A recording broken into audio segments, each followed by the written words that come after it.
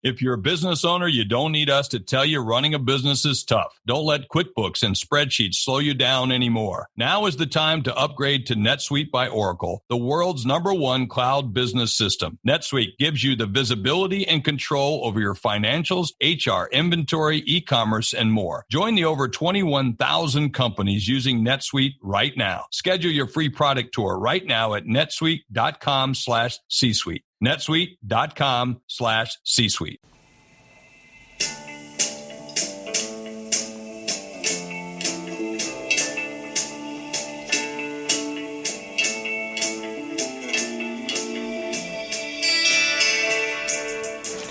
Welcome to the Superhero Homies podcast. My name is Quentin, and as always, I'm here with the homie Kevin. You know, one of these days we're going to have that done live. Just like, we're going to have people play that short little intro live, and we're going to want them to naturally fade away just like that does too. By the way, hi guys. Yeah. I'm glad that you have such these grand envisions of us, because my first thought is, who's going to pay for that? We'll go to a college town and just be like, hey, you guys want some on-air live performance practice? Yeah. Here you go. Or they'd be like, fuck off, old man. One of the two. You're right. It's going to take that long. I'm going to be old. Yeah. Or who knows, I'll only be 30-something and they'll still call me old. I know. That's the thing. We could go to a college now and be called old. That's true. Yeah. Yeah. That's strange. Yeah, that's already happened because I did that radio internship, remember? And it was on Thursdays. And I'd always go and play pool at the college afterwards. Yeah. And, you know, I'd be playing pool, and it's like, hey, so what's going on, man? Are you in class? Nah, radio, blah, blah, blah, tell them my bit. And then all of a sudden it's like, oh, you're old then. It's like, well, shut the hell up. Yeah. Freshman. Right. No life experience. Exactly. So we do love all of our college listeners. You guys are amazing. That's true. We really do, guys. Yeah, I mean, obviously I did. Otherwise, I wouldn't have gone back to play pool. But I went back weeks after that comment. Indeed. And made friends with all of them. The end. Speaking of college, we're talking about Age of Ultron today, which has nothing to do with colleges. Actually, I was in college when that came out, so yes. Roundabout connection. Oh, yeah, we had to build that bridge. That bridge was not there. Very much so. Oh, Indeed. yeah.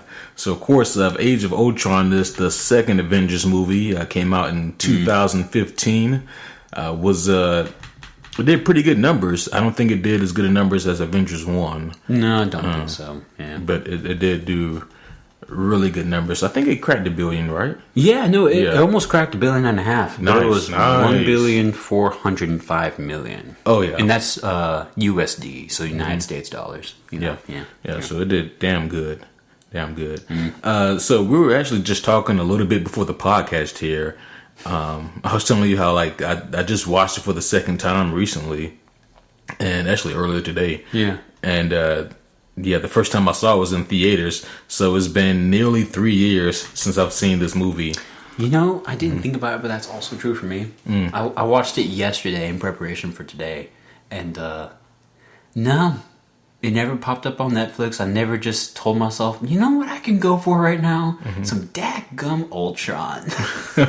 So, yeah, it come to think of it, yeah. You know, it's bizarre, and it automatically plays into one factor as to why Avengers 2 is lesser than Avengers 1, and that's because when Avengers 1 came out on Blu-ray, like, everybody was all over that. You know, that's the way it feels. Like, everyone had to get that Avengers 1. With Avengers 2, I don't feel like it was quite the same. It didn't have the same mystique. It's like it didn't have the same... I guess it's because it had already been done once. Exactly, yeah. You know, and even with a cool voice actor like James Spader in the middle of the act, it's just kind of like... Right. Okay. Yeah, let's go see the sequel. Yeah. And, I mean, you know, like... this sequel, I think for the most part, it does work pretty good. It's fine. It was very entertaining, you know? Yeah, it was. It has... I think it's probably one of the most action-packed Marvel movies as far as, like, the action set pieces go. It definitely, I think, has... That's true. That is a lot of action, yeah. I mean, we saw some cool stuff, like the opening intro. We'll talk about that more in a second, obviously, but that was super awesome. Yeah. The big fight in the city in the end was super kick-ass. Oh, yeah. And then there was a lot in between. Yeah, tons in between of action, yeah.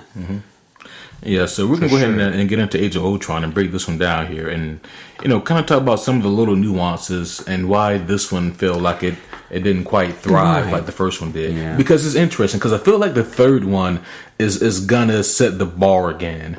I hope so, especially because we're leading up to... Right. Well, at least as far as hype goes. Right. Like, I felt like when Age of Ultron was announced at Comic-Con, I guess 2014, when it was announced there, like there was such hype for it. And obviously the movie made, like you said, it made a bunch of money. 1.5 billion. More money than you and I will ever see. Yeah. Well, thanks, Kevin. Being realistic, buddy. And, right before I die, I'm going to make $1.499 billion and be like, damn it, he was right. And then just... At that point, I would have just been like, I'm practically wrong, man. I don't care. At that point, what's 100K? Or even 1,000. Right. Yeah, for what you said. Yeah. Nah, at that point, I would have been like, nah, you win. Here's that dollar bet we made. Yeah, I know that dollar bet. What movie did that? It was an old movie with Eddie Murphy. Oh, shit. It was, I don't know. I'll talk to you about it later. That's not important right now. Yeah. So, but yeah, Age of Ultron here.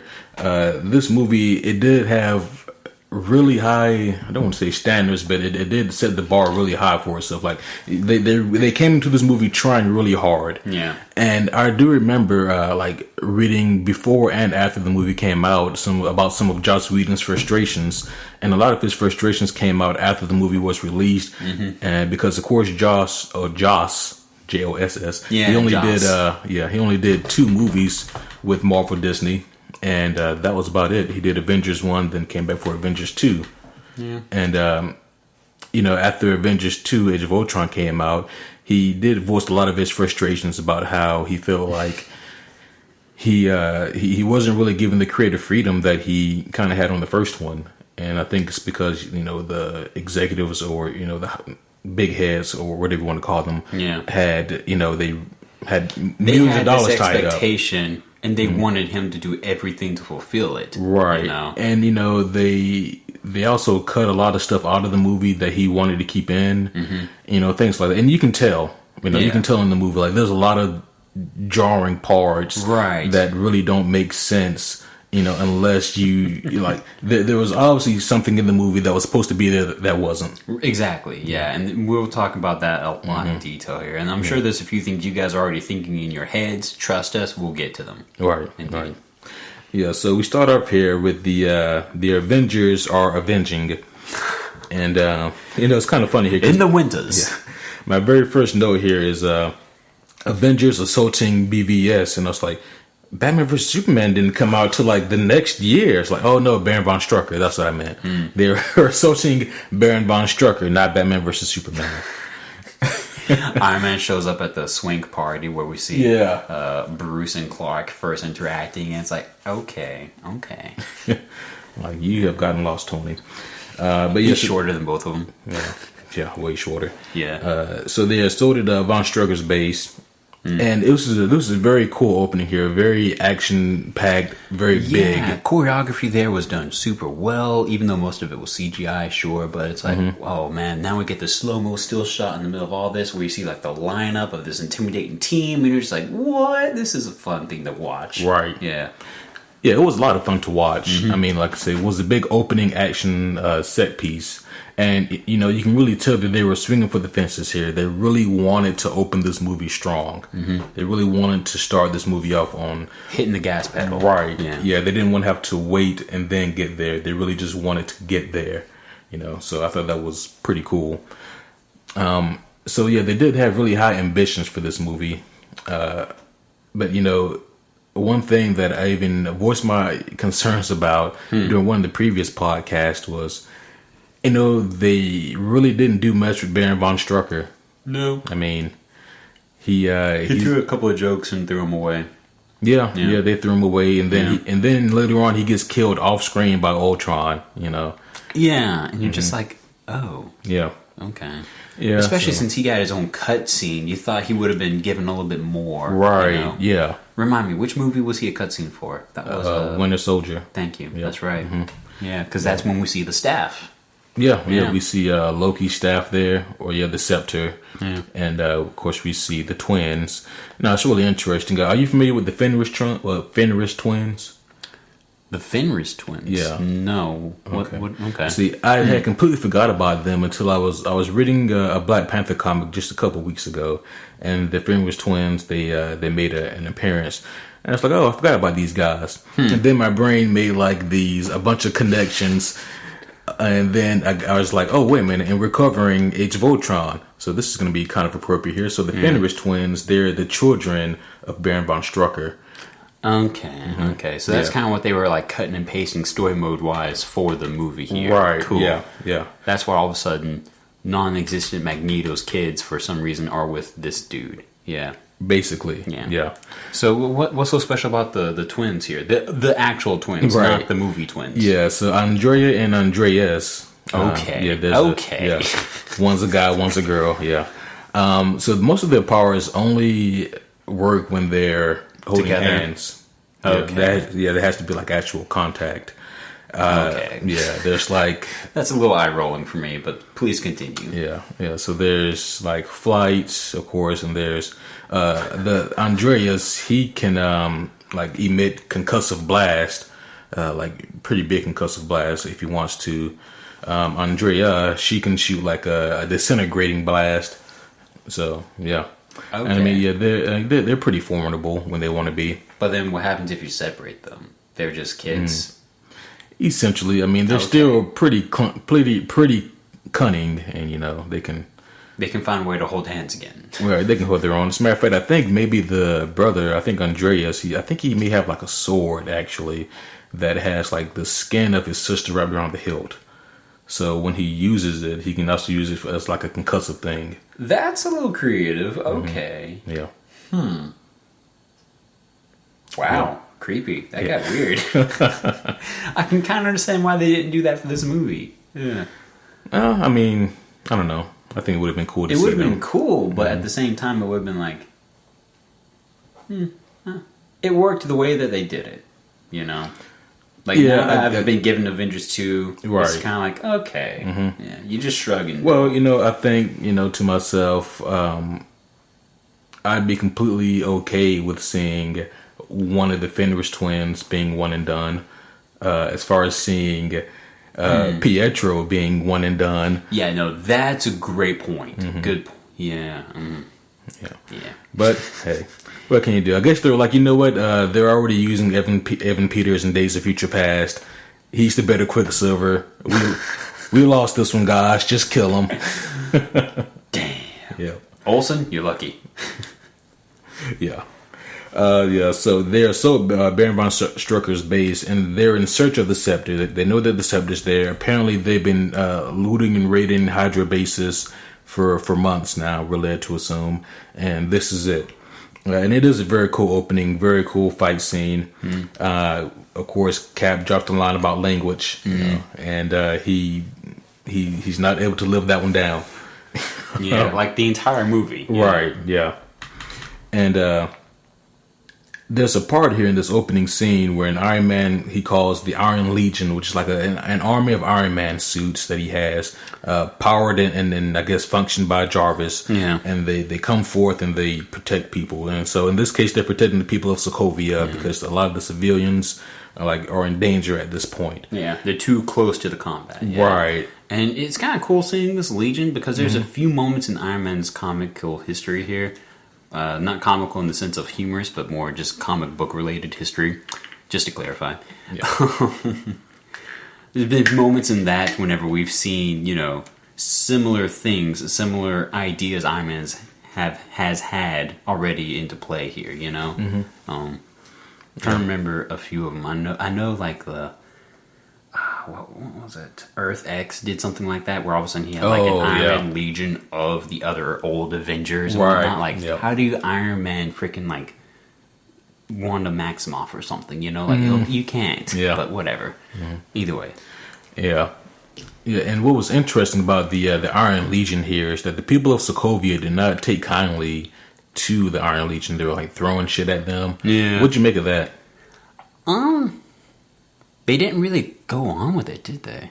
Like, they didn't really like expound more upon like why do people have such a mindset right now. Right. Instead, all you see is like a cool bottle crash against one's head. My guess is that they knew that the Iron Legion was, of course, associated with Tony Stark, and Tony Stark had the bombs that assaulted their home. But they could have done more storytelling wise in order to really paint that image for us. Instead, it's kind of like, oh, so I guess I'm just led to believe that the world hates Tony right now.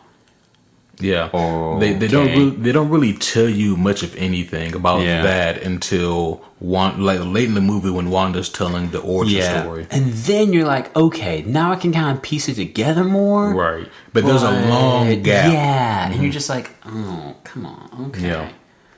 So is it just these people? I mean, did they never see one of these before, and they're just like, what is that? Right.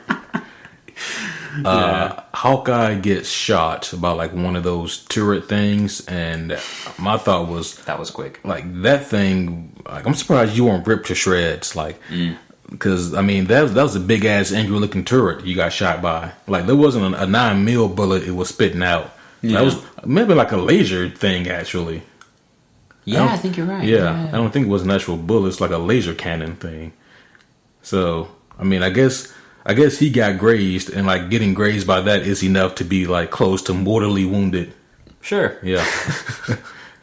Because reasons. Yeah, because reasons. I mean, but yeah, it served the purpose just as well. Didn't Quicksilver screw with him a little bit too in the whole? That's why he got shot. Yeah. Okay, that's right. You did not see that coming? Yeah. Yeah. Freaking dickhead. Yeah. Oh yeah.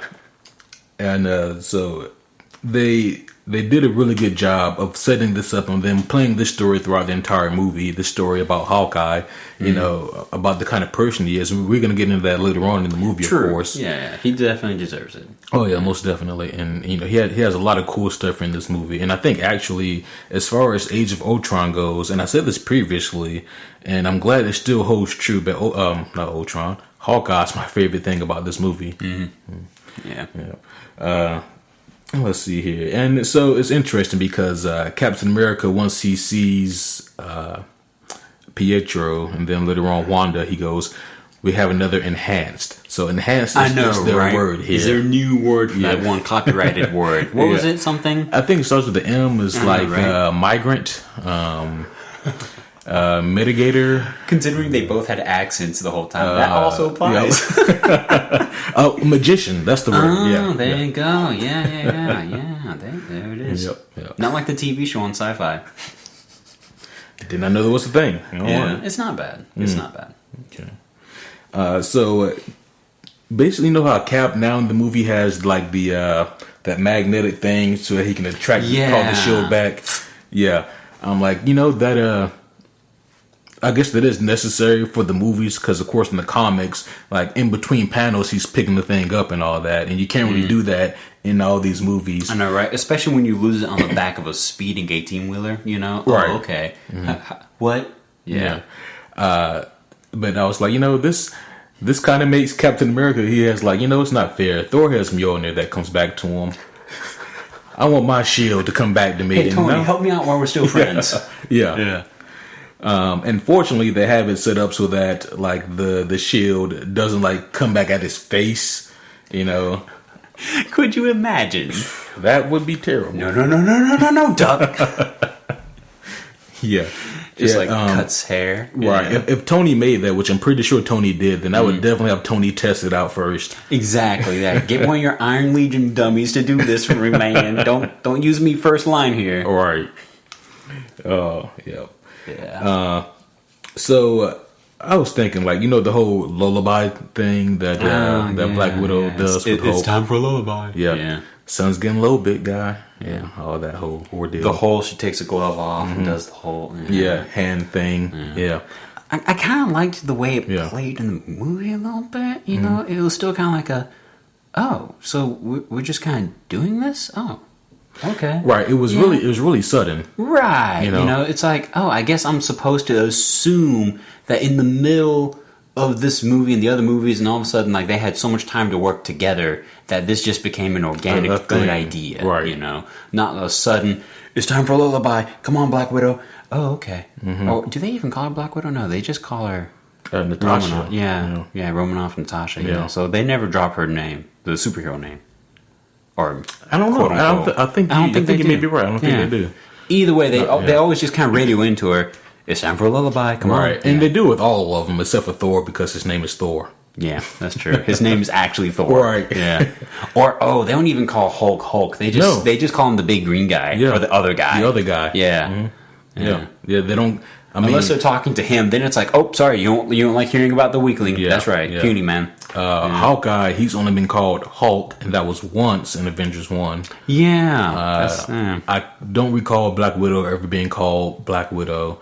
Captain America, most times he's called Cap or Steve. I never heard Quicksilver nor Scarlet Witch. Exactly. Yeah, no. Nothing. No. Not a... No. Yeah, no. Hell, I mean, I barely heard Pietro and Wanda. That's true, yeah. Well, now we'll never hear Pietro. Well, she could bring his name up again. Okay. Yeah. She's allowed to tell the story. I guess in the future, if we do ever get graced with a House of M story, we can see Pietro come back and like that alters story. Whatever. That's a whole nother and I'll talk about this more when we get there about his whole death. Spoiler alert: he died. If you've never watched the movie, come on, you should know how we play by now. Right. So as Tony, he's making his way over to the staff or to the scepter, right? And he gets mind fucked by Scarlet Witch. Because that's what it's called. That's what it's called. That's what BVS was all about. Whenever he was like, "Hey, I need you to go do what you do to that guy. I need you to go mind fuck him." That's what it's called. That's what it's called now. I could just hear it now. Cut, guys. You know we can't do this. Baron is just like, what? That works for me. Does it work for you? I felt like it was organic for the script. It was good. Yeah. No. Just rewrite. I kind of wish low key that was like a deleted scene now. Like,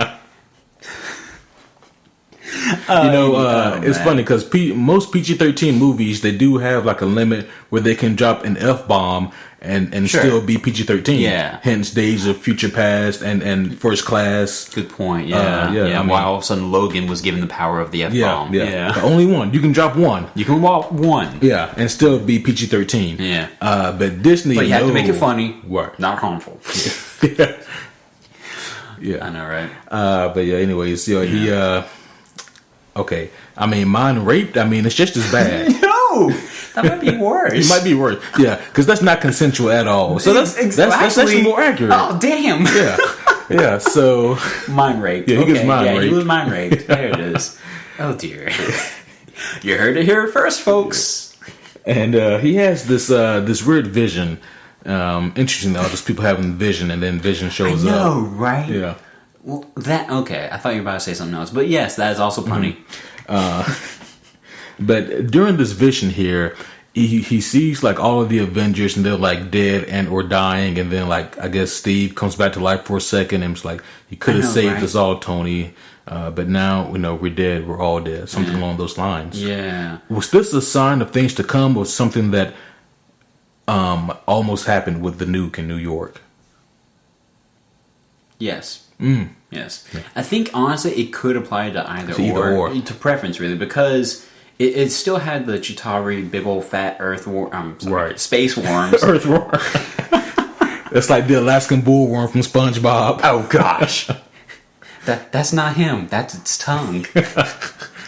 Yes, we're SpongeBob fans, but to answer your question, I could still see Thanos rocking some Chitauri forces, especially his space worms. I mean, they're big enough. They're cool. They deserve a comeback. They got some appearances here.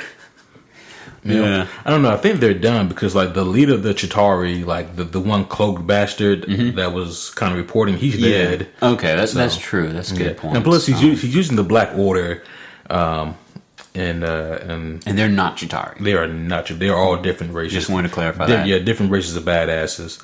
Okay, so that's in that case, it's probably more of like a mix of things. That's what I'm going to fill the gaps in with. Yeah. It's probably just a mix of things. One, part premonition, of course, because, we're going to see a lot of similar images here that Tony just saw with our new Avengers 3 coming out soon. But at the same time, he filled in the gaps of he doesn't know how that happened with things he already knew. Like the Chitauri flying through the air, like the big-ass hole in Earth's sky. Yeah. And because that makes sense, too. Because I was thinking, with Thor's vision, he was like, no, this is something current. Like, they were all different. But because Captain America's was one back in the past. Yeah. It was like things that could have been almost. Yeah. It's weird. So, here's my further inquiry here. And I'm going to go ahead and just dive shit first into this, okay? Why the hell does Wanda have a connection? Kevin? Q, I'm going into this. I told you I'm doing this, damn it, alright? We said we're an honest podcast, and this is me ripping Band-Aids off and tearing presents open. Okay. Only inside is a shit show. So why in the hell does Wanda have the power that connects, for some reason, with a premonition of Avengers 3? Because she doesn't do that. That's not her gimmick. That's not her power set. So it's like, I'm going to use my power. Oh, shit, guys. I learned some future stuff. I have a note here written later on here, but her powers are very, very vague. They really are, quote-unquote, chaos magic, as they're called in the comics. And that's fair. That's cool. You can chalk that up just for gaps in storytelling, whatever. Right. But in this movie, that's a big-ass gap. Yeah. You just filled a small canyon with this easy write-off. And it's like, okay, I'm sorry. Can we at least try to connect this a little bit better? Yeah, it was like, okay, I'd imagine that they were thinking, so her powers really are reality warping. Right. And a magic-based mutation type. Right. Now, instead of having her warp reality, let's have her warp the heroes' reality. Like mindsets. Warp their minds. She can still throw hex bolts, which we saw later on, but then at the same time, it's like, it's almost like she was semi-telepathic. Like a telepathy mixed with a... Because everything that she did as far as the mind goes, I feel like Professor X could do. True, yeah. I mean, Professor X probably could have opened up that gateway a little bit more, and... But I don't know, but that also depends on because she was like revealing things more than making things. Problem. That's what I was about to say. Yeah. The premonitions, is more the problem with me here, because it's like, how do you do this? Are you like is your power the offspring of Thanos's or something? I mean, can we get something here? Anything like? Oh, what? Well, maybe that's how they're describing chaos magic here in the MCU verse. Maybe chaos magic here is just maybe a branch of that is being able to reveal premonitions of sorts. Maybe it itself is like some magical lineage of Titanic magic, thus the type of power. I don't know. That's me really stretching shit out. Well, I mean, chaos magic, even in the comics, is not fully defined. Right. Even Doctor Strange was like, that doesn't exist. What is that? Oh wow, it kind of does. It's weird. Yeah. True stuff. Go look it up, guys. Yeah. But what were we saying? Oh yeah, I pulled you aside. No, we were talking about Tony's vision, and it all kind of tied together. Okay. Yeah. Thank you. Yeah.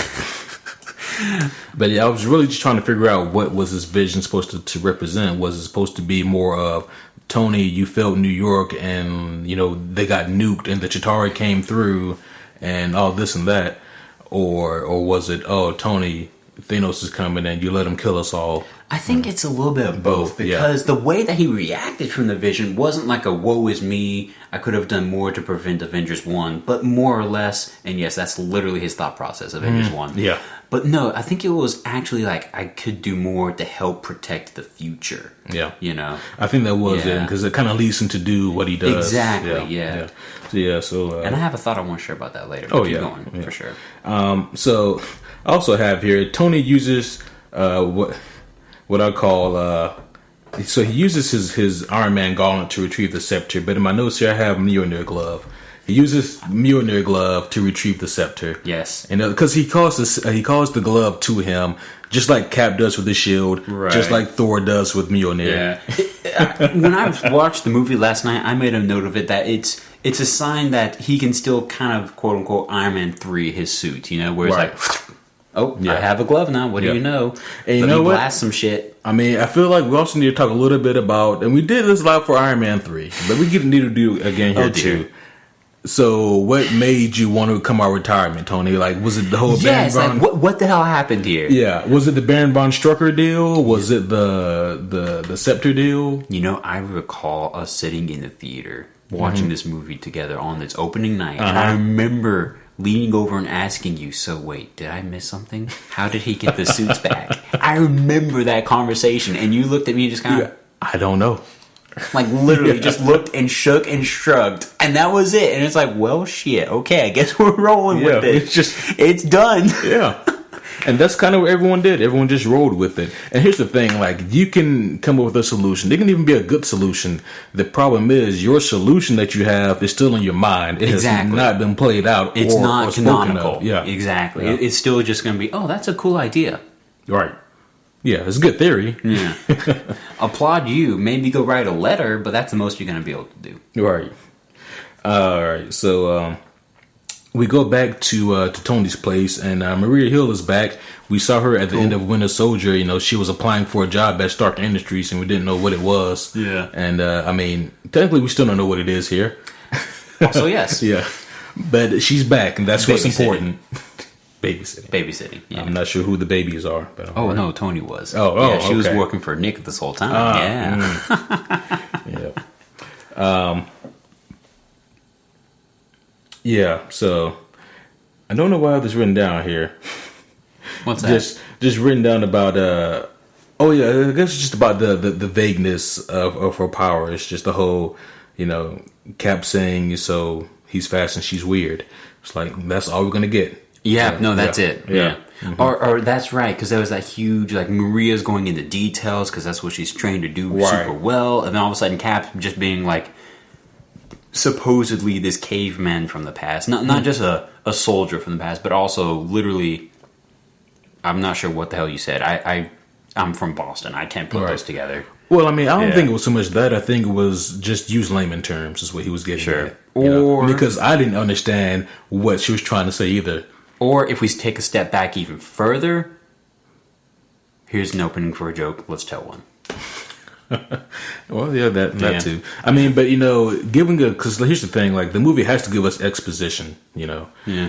And I guess I'd rather them give us exposition in the form of like a joke than just blah blah blah blah blah blah blah. And that's the thing. True. Because that could be a weakness. That could be like it's getting the story's falling back a little bit here. Right. Yeah. A joke at least keeps us laughing. Yeah.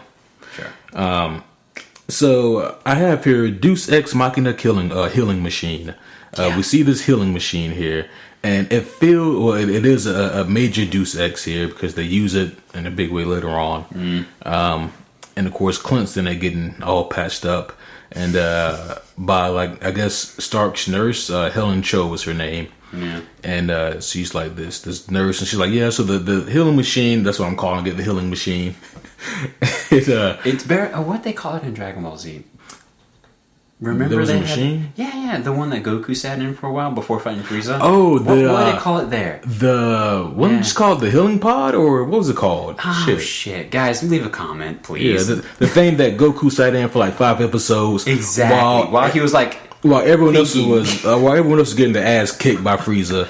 Like Frieza was literally whooping the shit out of Vegeta, and Goku was just like, well, a couple more hours and I should be good. What is going on? Our table's being really wobbly tonight. Yeah. Anyways. I was. But yeah, so yeah, this whole healing machine thing, I guess is like they use it, somehow it takes your DNA and then replaces your tissue with new tissue. Sure. That's your own tissue. Protein extractions. There you go. Something like that. Yep. That sounds sciencey. Yeah. So Bruce and Tony, they mentioned Veronica while discussing creating the Ultron. A little bit. Yeah. I mean, it's only mentioned. Like, you know, just. I mean, if you blink, you miss it, or if you're not listening, then you miss it. Right. Basically. Yeah. But yeah, so they're discussing, you know, creating Ultron here because they have the scepter for a couple days.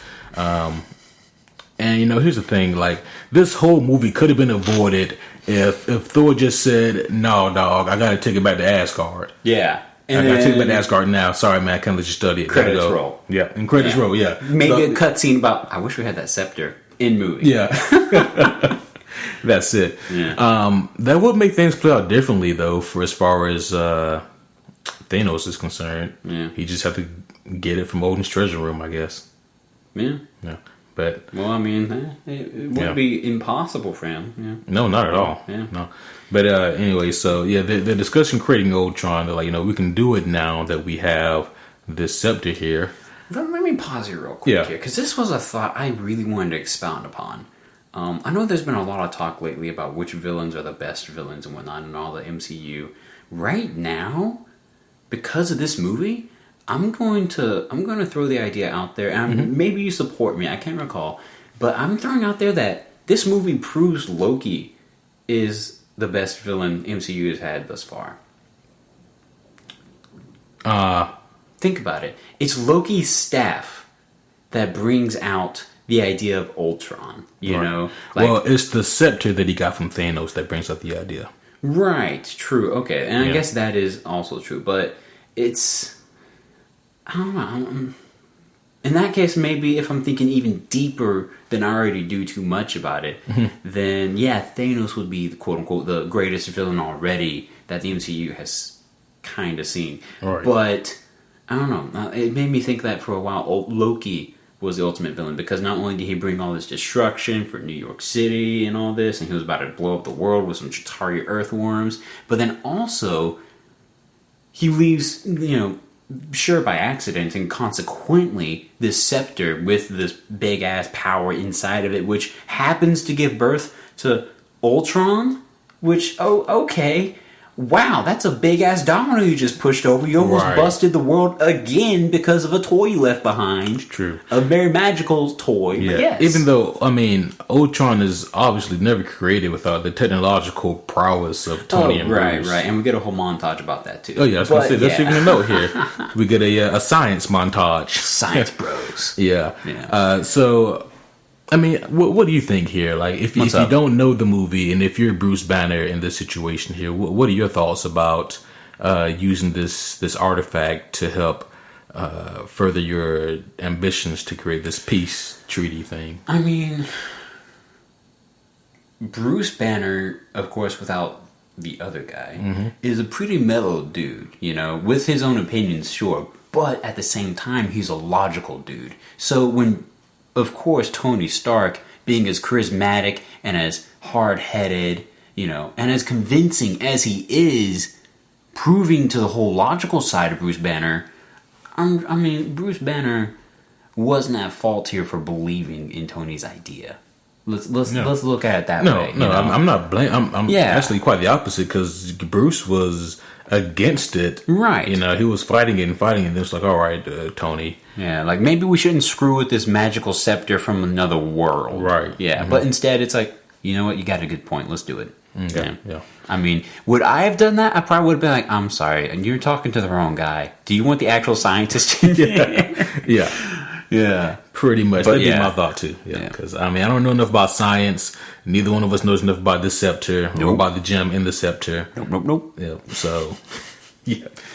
But yeah, so they have like a science montage, and basically they at the end of it they said that we really haven't gotten anywhere with it. We've tried some things, but I guess we have to come back to it, hit the drawing board, or whatever. Yeah. And so now it's time for the party, So we leave that at that for a moment, and we have a cool party here. I have a note here that says, "Seeing the Avengers, not avenging, is also a high note in this movie." Yeah, I thought that this whole next scene was one of the best. It really was. Yeah. It was a fun scene because we see, I don't know, just like another side of everyone's character, Right. Well, we get to see how they're like in non-stressful situations. Right. Especially like the lounging scene by the couches. Who doesn't enjoy the post-party where they're all just kind of like casually chilling with each other? Yeah. That was fun. Yeah, and even before then, we get to see, Thor and Tony, how they interact with one another, like ego tripping on their girls. Yeah. We see War Machine, bringing out his big guns, bringing out his big story. Doesn't get a reaction from Tony or Thor. Like, well, shit. Don carried that super well, by the way. He did. I loved how, like, we see him telling the story literally exactly the same way again, and then at the end of it, we see him just kind of go, you know what? Yeah, that was a good story. Kind of like nodding of approval to himself. Yeah, that was great. Yeah. Thank you, Don. Yeah. Don Cheadle, he's pretty great. We also see Anthony Mackie or Sam Wilson, and Steve Rogers. You know, they're talking about Bucky. You know, he's like trying to discussing their leads on Bucky and what they found so far. And so we get to see like all these characters, you know, really just interacting with one another in like a non-combat type scenario. And then there's even like a fun little flirty thing between Bruce and Natasha, where, you know, he goes up with the whole, what's a girl like you doing in a place like this? See? Yeah. Luckily, I don't think he tried the accent so hard. He didn't. Yeah. He didn't. Yeah. But I would have, which is why Scarlett Johansson is not after me. Right, where she probably actually would have, like, quote unquote, flirted with you and then walked away. Yeah. It's like, oh. You would have been the person Steve Rogers came up to, put a hand on your shoulder, and said, "She's not into you, buddy." Oh yeah. Yeah. You know, knowing me and how salty I can be, I would have said, "Well, she ain't into you either, Steve." And then you try to walk away, like, nod to yourself in approval. I told him he's Captain America, so he's not going to hit me. Yep. Yeah. But yeah, so yeah, those two have like a really interesting, you know, romance here. And you know, once again, they're trying to tell this story here that I feel should have started before this movie. Right. You know? Yeah, very much so. Right. I mean, at least plant some kind of seeds, you know, but instead it's just way out of left field. Yeah, like it's just kind of like, oh, by the way, you're going to have a romance with him. Mm-hmm. It feels forced, and at the end of the day, I think, was it necessary? Not really, because it plays in that one question you and I had fun with earlier in one of the other episodes, talking about like which one of these movies didn't have romance. Yeah, because it's like, oh, they kind of fork-tailed that one into there. Like, here we go, just shove it down the guzzle. Oh, by the way, they have a kiss, and that's yeah. I mean, basically, I wonder if they're gonna play that up in Avengers 3. If they already started with it, they need to be confident and go through with it. You can't have all of a sudden Natasha just changing her mind willy-nilly, like, oh, sorry, I was playing. Right.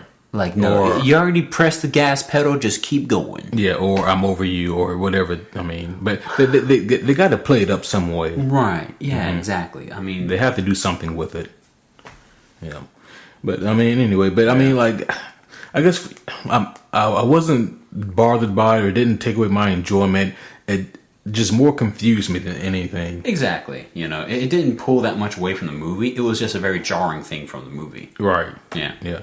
I mean, I guess they were looking for I guess they thought, well, you know, we have so much action here. We need some more, I guess, grounded elements. And this is the only thing they could think of. I don't know. I'm trying to figure out what the thought process was on this. That thought process is a little eye rolling, guys. You heard it here. Yep. And then, of course, we get the scene where they're all sitting down. Oh, well, before we get there, Banner, one thing that I do like about this scene with him and Black Widow is that he's just so damn awkward. Like, he's so awkward that it's hilarious. Yeah. I mean, and that's true. And Mark Ruffalo, he pulls it off great. Like, I mean, no disrespect to, like, Andrew Garfield, because I do like Andrew Garfield a lot, but, like, his awkwardness was more just stuttering and nervous twitching. Like, that's how his awkwardness was. But Mark Ruffalo, like, his awkwardness is really like a curious confusement. Right. You know, like, he really doesn't know what's happening here, and like the smartest guy in the room can't figure out. Yep. Like this is what he can't piece together. There's no book for this, bro. I will say this, actually, pulling out of the movie entirely and looking at the actor himself, Mark Ruffalo has actually done a lot of rom-coms. So in a sense, maybe they were trying to play to the actor's strengths, you know. And in this case, I mean, he didn't do the scene bad. He did it well, you know. Like, his acting here, they asked him to do it, and he said, yeah, I can do it. Right. Yeah, so, I mean, I'll shrug and give him that. Yeah. He's the only person who's more awkward than Cap, you know. Also, yes, like Cap is the one who comes and rips his house, and you know your flirting is bad when Cap has to give you advice. Exactly. Yeah. Like you know your game is bad when Cap is like, look, man, here's what you need to do. Like, I've seen her flirting, man. It's cool. She's into you. Okay. What do you mean you've seen her flirting? Right. Oh yeah. And then of course we get like the after party scene where they're all sitting on the couch, and this is also another really cool scene here. It really was, yeah. And you know, I wish that this scene wasn't a Deus Ex, but it kind of is with them trying to lift Thor's hammer because it comes back around. Yeah, they really made it into one. And right, it could have just been great. Yeah, it didn't need to be one. Like the scene as it was just fine. But I mean, what we get later on is not only debatable, exactly, but also I feel like not necessary. Yeah. But this scene right here, I thought was great. You know, they're all sitting around shooting the shit, and you know, they're all arguing about the semantics of the hammer and what it takes to lift Mjolnir. If I become king, I will reinstate Prima Nocta. Yeah. Actually, it's funny because maybe it's just in the version I watched, but I believe in the movie, right? He said I'll be cruel but fair. No, he said that too. Yeah. And in the version I watched, he didn't say that. Really? The version I watched, just earlier today. Yeah. Interesting. Weird. Stroke the chin. Yeah. But anyways, so they all take turns trying to lift Mjolnir, and of course, no one can do it. Steve Rogers, he budges it, and then like he kind of promptly stops. Be straight with me. Did you go back and watch that twice? Yeah. You did? Yeah, same here. Yeah. I mean, I loved seeing even Chris Hemsworth's face at that moment where it's like, smidge. Ooh. Yeah, you know, kind of like concerned real quick. Like, what? oh yeah, you didn't get close. Oh. Yeah. That was cool. Yeah, exactly. But yeah, I love how they all take turns trying. Yeah. Tony and Rhodey trying to lift it. That was fun. That was funny. Are you on my team? Are you pulling, man? Yeah. Representing pool. That's friendship. It was. Yeah. With jet gloves. Right. Could not budget. Yeah. I'm surprised the table didn't break. For real, yeah. Which I guess that makes sense because in the first movie, whenever it's like on the helicarrier, just kind of there, it doesn't break through the helicarrier too. You know, I mean, that's the same thing on a much larger, much thicker scale. True. But yeah. That was a glass cable too, wasn't it? I think it was. Glass? I don't know. I don't remember. I didn't pay attention to the table. Yeah. I just paid attention to the hammer not moving and the smidge. Right. Yeah, this was a really fun scene. I thought that it really, because it does show like the unity of the team. Because I think we need to see some of this. Right. You know, like it can't just be only time we see them is when the world is at stake. Yeah. And, we have to fight together again. Let's do it. Oh, combo move. Hit the shield. Oh, combo move. Laser the do they have any other combo moves besides the shielding? I'm trying to remember. What others do they use? Well, I mean, in this movie, it's definitely Thor and Cap that has the combo moves. Yeah. I even have a note of that in here. Yeah. They're the two that have the combos in this movie. But then, like, the first movie, we see Iron Man do the famous, like, directional shielding laser thing. Right. But then, like, do they ever have one without the shield? Like... Well, I mean, there's like double teams, but not really like combo moves. Yeah. Okay. Yeah. I want Hulk to throw Captain America and just him like super punch. I don't know. What I'm making shit up. Let's go. Yeah. So let's actually let's take a few steps back here. I want to talk about these scenes together. That's why I kind of skipped over this one. Okay. So like right before the party starts, we see like a blank screen and we hear this voice go, "Where am I? Yeah. What is this place? And what is this? Yeah. This is strange." Yeah. And it's all supposed to be representative of like AI and I guess like cyber science stuff. And there's Jarvis there talking, and Ultron is really confused, and Jarvis is trying to help him out. Now, this I thought was a really cool scene here. This is about as cool as they could do it. Yeah. You know, I mean, because like writing it down for like the storyboard guys, I'm sure they were like, how are we gonna make this play out? Like, what visuals do we need here? Like, don't worry about that yet. Just do this. Use the voice actors. Yeah. Right. I'm sure that their first thing was trying to figure out what kind of story they needed to tell here, and then going from there. But yeah, this was a very unique telling of like the inception of Ultron. It was super cool, especially how he was like, you can almost visually imagine like this person, this voice even clawing its way into the world, and all of a sudden like, internet. Oh, okay. I can learn. Here's my programming. Oh, well, shit. Look at these people, and like you can see his mentality immediately grow into this fascinating, psychotically off mind. Right. And you're just like, it's both ingenious and cryptic. And it's like, oh shit, no, slow down, bud, slow down, it's okay. No, let's just contact Mr. Stark. You know, it was super well done. It was, yeah. And of course, things don't go too well for Jarvis here. And fast forwarding to say the least. Yeah, fast forwarding to the after party, we see like this zombie Ultron is what I call it, come stumbling out, and he's like oily footprints and all. Yeah. It's like it's beat to shit. It's one of those old, beat up junk Sentry bots that Tony has, and it like wasn't put well together, so it's just kind of like hinging itself. Yeah, and I thought this was another really cool scene here. Dude, this scene was amazing. Yeah, this is another one. Like this whole sequence here, I thought was one of the best in the movie. You know what I mean? Because the movie starts off to such a great start. It really does. Oh yeah. And this just a continuation of the greatness that this movie has going on. What's up? No, I was just thinking most of them do. Most of them have great starts. Come to think of it, yeah, because I remember saying very similar things about Iron Man 3.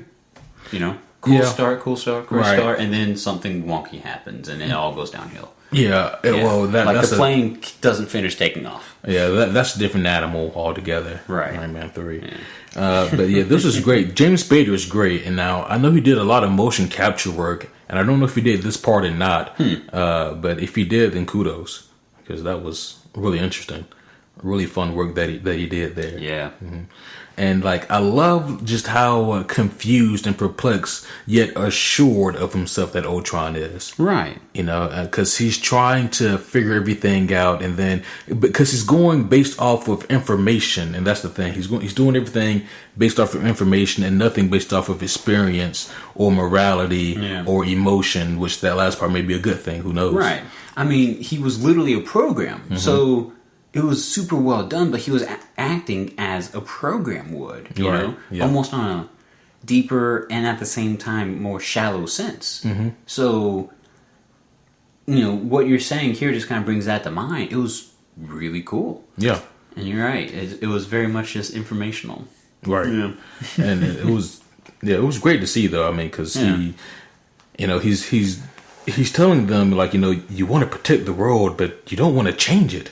You know, and like I just love his cadence and like his how matter of fact he spoke. Yeah. You know, plus James Spader is a charming bastard. Oh yeah, you know. So hearing that evil charm come out of Ultron was just like, wow, holy shit! Robert California meets programming.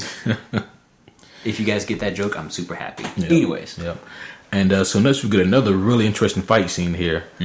And so Ultron summons like the other like the Sentry Iron box. Legion. Yeah, the Iron Legion, he summons the Iron Legion basically, and they do battle with the Avengers. Yeah. And so the Avengers big cocktail party. Yeah. And this is a really cool fight here too, just because most of them were caught off guard. I mean, like the only one who really wasn't is Thor, just because he's Thor. You know. But as far as everyone else goes, you know, like they're having to, you know, scrounge around and get themselves together. I mean, no one's prepared to fight here, and that's the thing. Like everyone here is, you know, like where everyone else was in chill mode, and now all of a sudden they're in combat mode. But yeah, this is a really cool fight scene that we see here. Yeah. I mean, what would you be if all of a sudden you hear a creepy person go, "Worthy"? You're not worthy. Yeah. None of you are worthy. Yeah. Yeah, it's like, whoa. It's like, oh, shit. This is a great beginning to a monologue. It is. Yeah. And a lot of what Ultron says, especially here in the beginning, is really great stuff. Mm-hmm. Like, I really enjoyed a lot of what he was saying here. And it came from a damn Disney character. The whole no strings on me. Yeah. I mean, that's the most easy thing you can relate it to, sure. You know, and who knows where that came from before that. But still, it's like, whoa, shit, this sounds greatly awesome right now. Right. Intimidating even. Yo, yeah. Yeah. He also goes, there's only one path to peace, the Avengers' extinction. And that was very interesting. Very specific wording he used there, too. So I thought that was really fun as well. So by the time they get done with all those Ultron bots, which, by the way, one of them steals the scepter, so that's also a thing. And so the next scene that we get here, after they dismantle the other Ultron bots, that's what I'm calling them from here on out. The next scene we get here is like them all kind of like debriefing and like, okay, guys, what the fuck just happened? Yep. And they were like, he said he killed someone, and they were like, well, he killed Jarvis.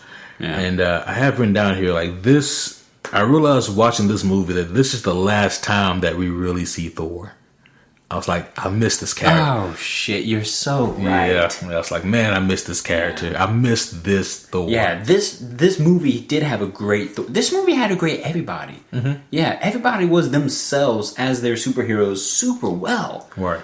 But it's because Joss Whedon understands these characters, because Joss Whedon is a comic fan. Joss Whedon, he's a comic writer. Yeah, you know, so he understands these characters very well. So whenever he's doing like an Avengers movie, they're always really well written because he gets them. And yeah, I thought that he really just understood them. Like, I don't think that any other director thinks to put the after party scene in their movie. Yeah, you know. That would have been that's like a Joss only type deal. But so this part here I thought was really interesting, because now they're all figuring out, okay, so this thing came because Tony created it, not Hank Pym. This thing also has a serious vendetta against mankind, specifically us. He called for our extinction. Yeah. And so they're kind of trying to deal with that and figuring out, okay, what's happening here. He's in the internet, guys. He is in the internet. Like, he is synonymous with the internet, guys. What do we do against that? You can't Thor hammer it. Yeah. You know, I feel like if a program really would like become sentient and be able to hack itself into the internet, I feel like it would be too obsessed with cats and porn to do anything like taking over the world. See, that's why you have to have something so focused and maniacal as Ultron's programming set. Not his mindset, his programming set. Because then it's like, he was able to bypass all the kittens and porn. Or who knows, maybe he couldn't, and that was the reason humanity just needed to be extinct. It was like, porn. It's like so much porn. There's so much porn, and it gets so dirty. Like, what is this? Oh my gosh. Oh gosh. This porn combined the cats with the porn. Humanity has to be destroyed. I can't. Oh gosh. Change the thought process, please. That's what Ultron was begging for. So that's what Jarvis was trying to tell him. Like, look, bro, before you go out there's a shitload of porn, man. Just go ahead. I know you're capable, but don't do. No. Oh, he's too gone. He's too far. Okay, I gotta go in hiding. Yeah. Ultron just hated people because of porn, man. That's what it was. He was like, so much porn. It's just so much.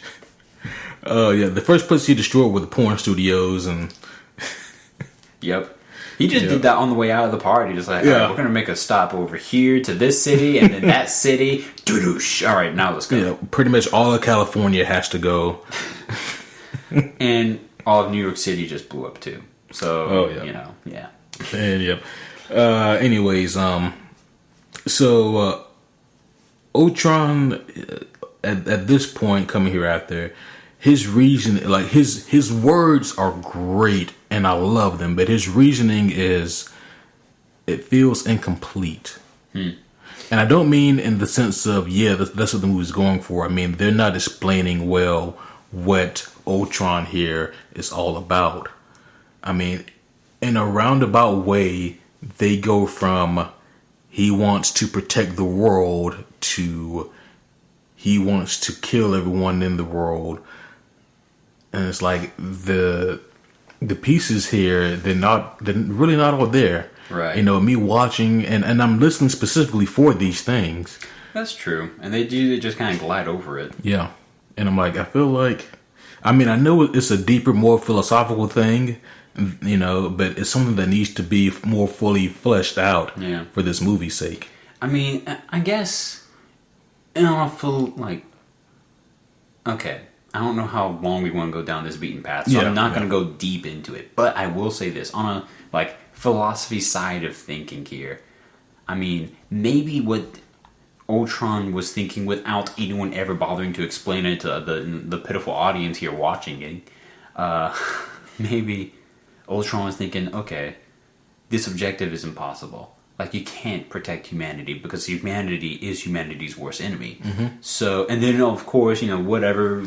I mean, we can rabbit hole this all day, but you know, it's just like talking about Tony Stark's reemergence. It's just all theories, right? Exactly. At this point, it's us cutting in between the panels, whereas the movie just failed to explain this to us, going back to our purpose, going back to what we're talking about. Right. Yeah. Mm-hmm.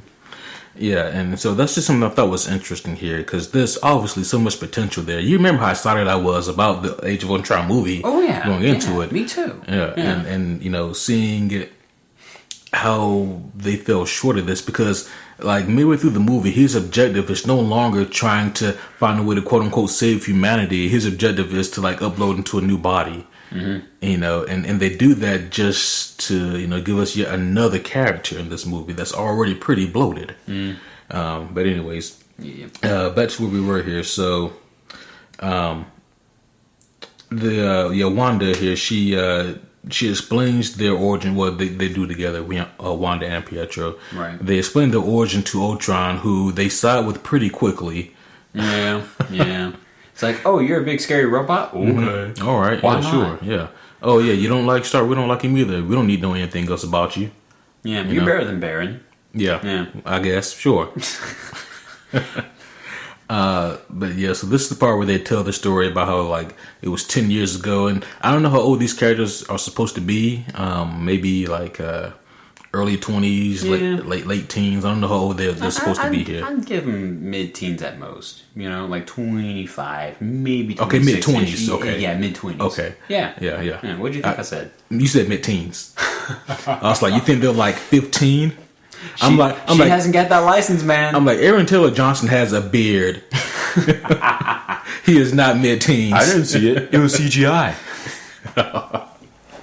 What are we doing? But yeah, so she tells the story about they tell the story about how 10 years ago, when they were just kids sitting at the dinner table, and all of a sudden, a missile, for lack of a better words, comes through and blows up. Like, I guess they were like living like the third floor is what it sounds like, and like the lower floors collapsed. They were able to go and hide under a bed, and their parents fell through and died.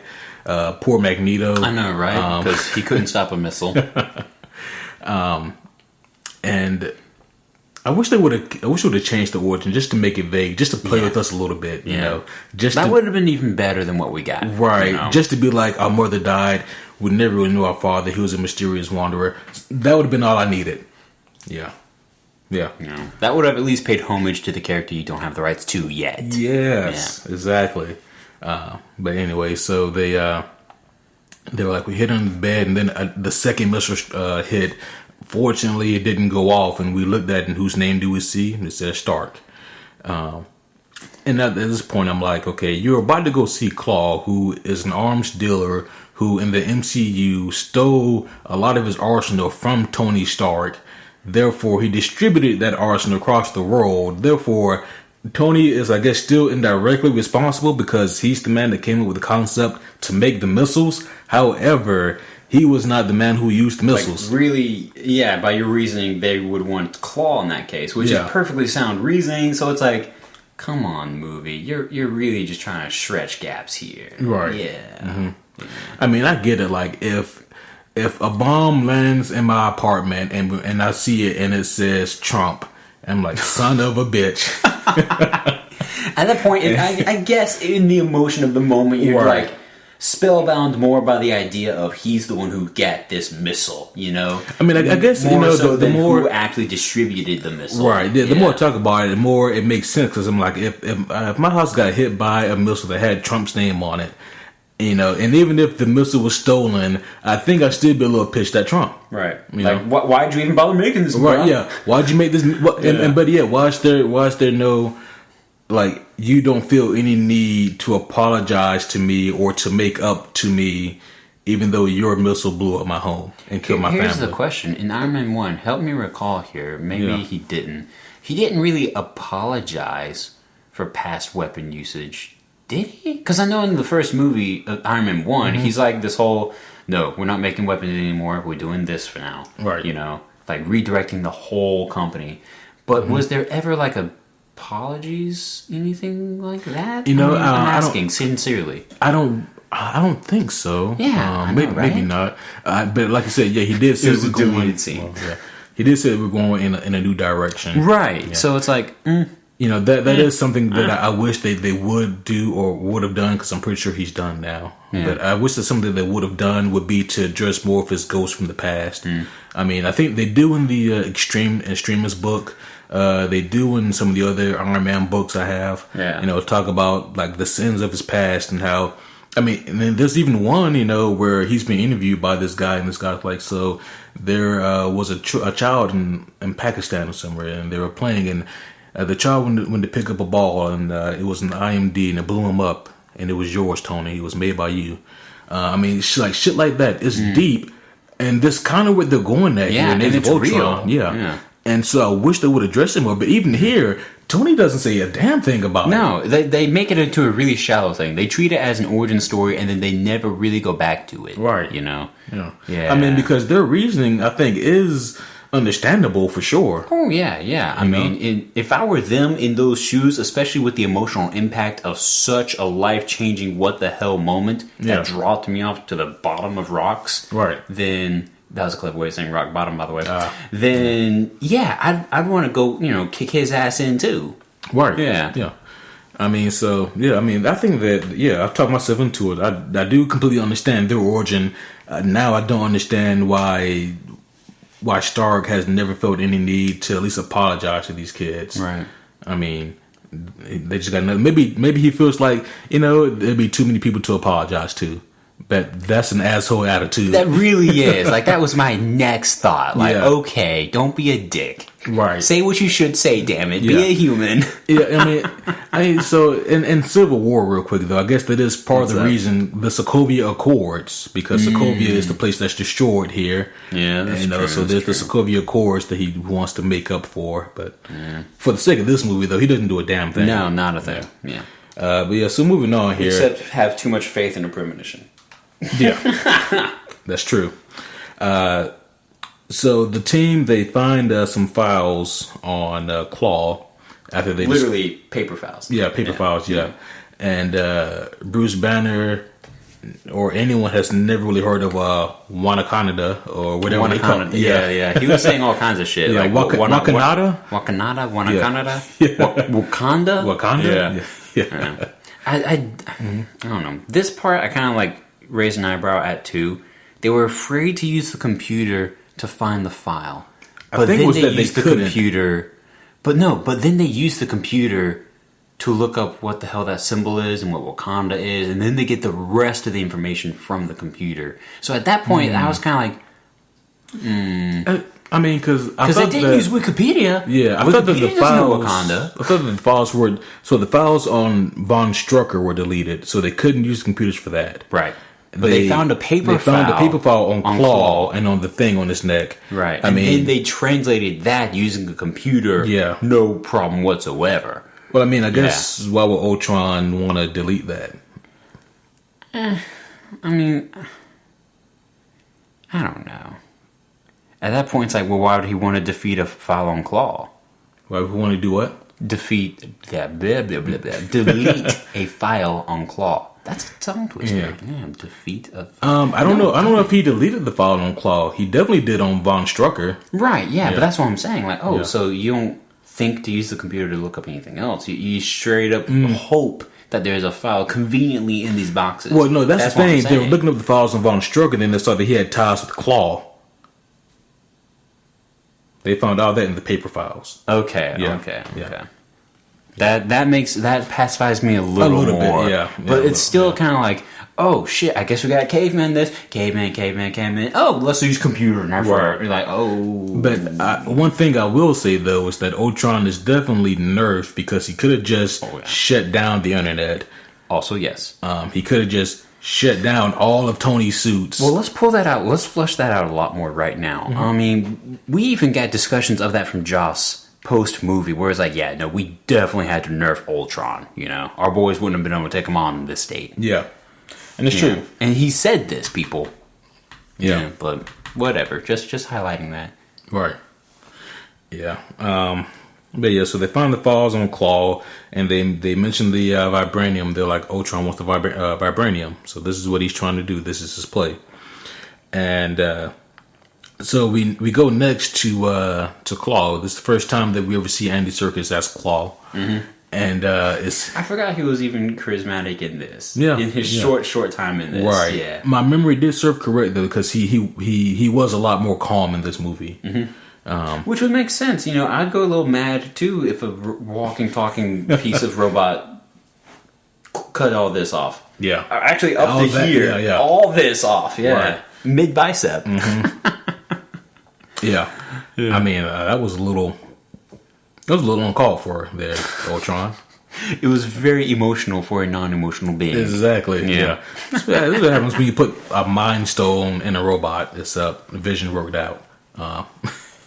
For now. Yeah. Anyways, so yeah, we go to Claw, and the twins come in, and Claw, he's not really intimidated by them at all, and he's like, I know that you guys can be like the head man and only talk to the leader. And then at that point, he proceeds to get thrown. Yeah. Ultron appeared in the window behind him. Yeah. And it's like, okay. What's up? Yeah. I mean, it was a fun scene. You know, it worked out well. I mean, did you want to have him walk through the door, or? I would have liked to have at least seen the connecting piece between the two a little bit more, because I don't know. I don't really have a reason. I just would have liked to have seen it. Like Ultron like bursts through and actually like show some physicality even, you know, just boom, all of a sudden you're through the damn doorway.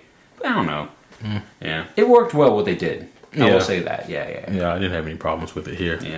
Yeah. And then he forces Claw to sell his vibranium. Basically saying, hey, I want this, here's the money. Yeah. Which I guess, I mean, he was giving a shitload of money, billions. Oh, dude, yeah. The phone didn't stop. Yeah. The camera went away from the phone, but the phone never stopped. Yeah. And people wonder why T'Challa is the richest person in the MCU. I know, right? Yeah, I mean, because he only got he got a pretty big chunk of vibranium, but not a lot in comparison to the mound that's still in Wakanda. Right. So as we saw already in this Black Panther movie. Yeah. But yeah, so he's given the money, and they do the exchange for the vibranium, and then of course there's a problem here in which Claw does not, Claw says something that really pisses off Ultron. Ultron actually says, keep your friends rich and your enemies rich, and find out which is which. And Claw's like, huh, I've heard Stark. Yeah, Stark said that. Are you working for Stark? And that... You're one of Stark's. Yeah. That set Ultron off. Yeah. Again, a logical robot with an emotional reaction. Mm-hmm. Yeah. Yep. He proceeds to cut off Claw's left arm, which has always bothered me because it's his right arm in the comics. But anyways, it doesn't bother me that bad, people. It's just a little... Just like a, wait a minute, point finger up in the air. Wait a minute, guys. Yep. And then during also, the Avengers show up to do battle with Ultron. And we got another fight scene here. Yeah, that's true. A mid-movie fight. Yeah. Like I said, there's a shitload of action in this movie. This one did play an important role, which we'll flesh out in a second. Yeah, it did. And yeah, all of these I thought were pretty enjoyable here. So we get another badass fight scene here at Claw's base. There's a lot going on here. There's Quicksilver doing this thing. There's Wanda. She's just mind raping everybody. I already forgot we coined that. And there's just a lot happening here. We see they never really explained what Cap's vision was all about. I mean, I guess him just regretting that he never got the chance to dance with. I think at this point they're kind of just using her power to cover in the fears. Mm-hmm. You know, well, I was thinking it did also play a distraction, but it was like, oh, well, here, this is what Thor's afraid of. Oh, you killed everyone because you're destructive, and oh, you're afraid that you really did screw over Peggy or whatever, you know, something, things, reasons, or Caps might have played on a deeper level.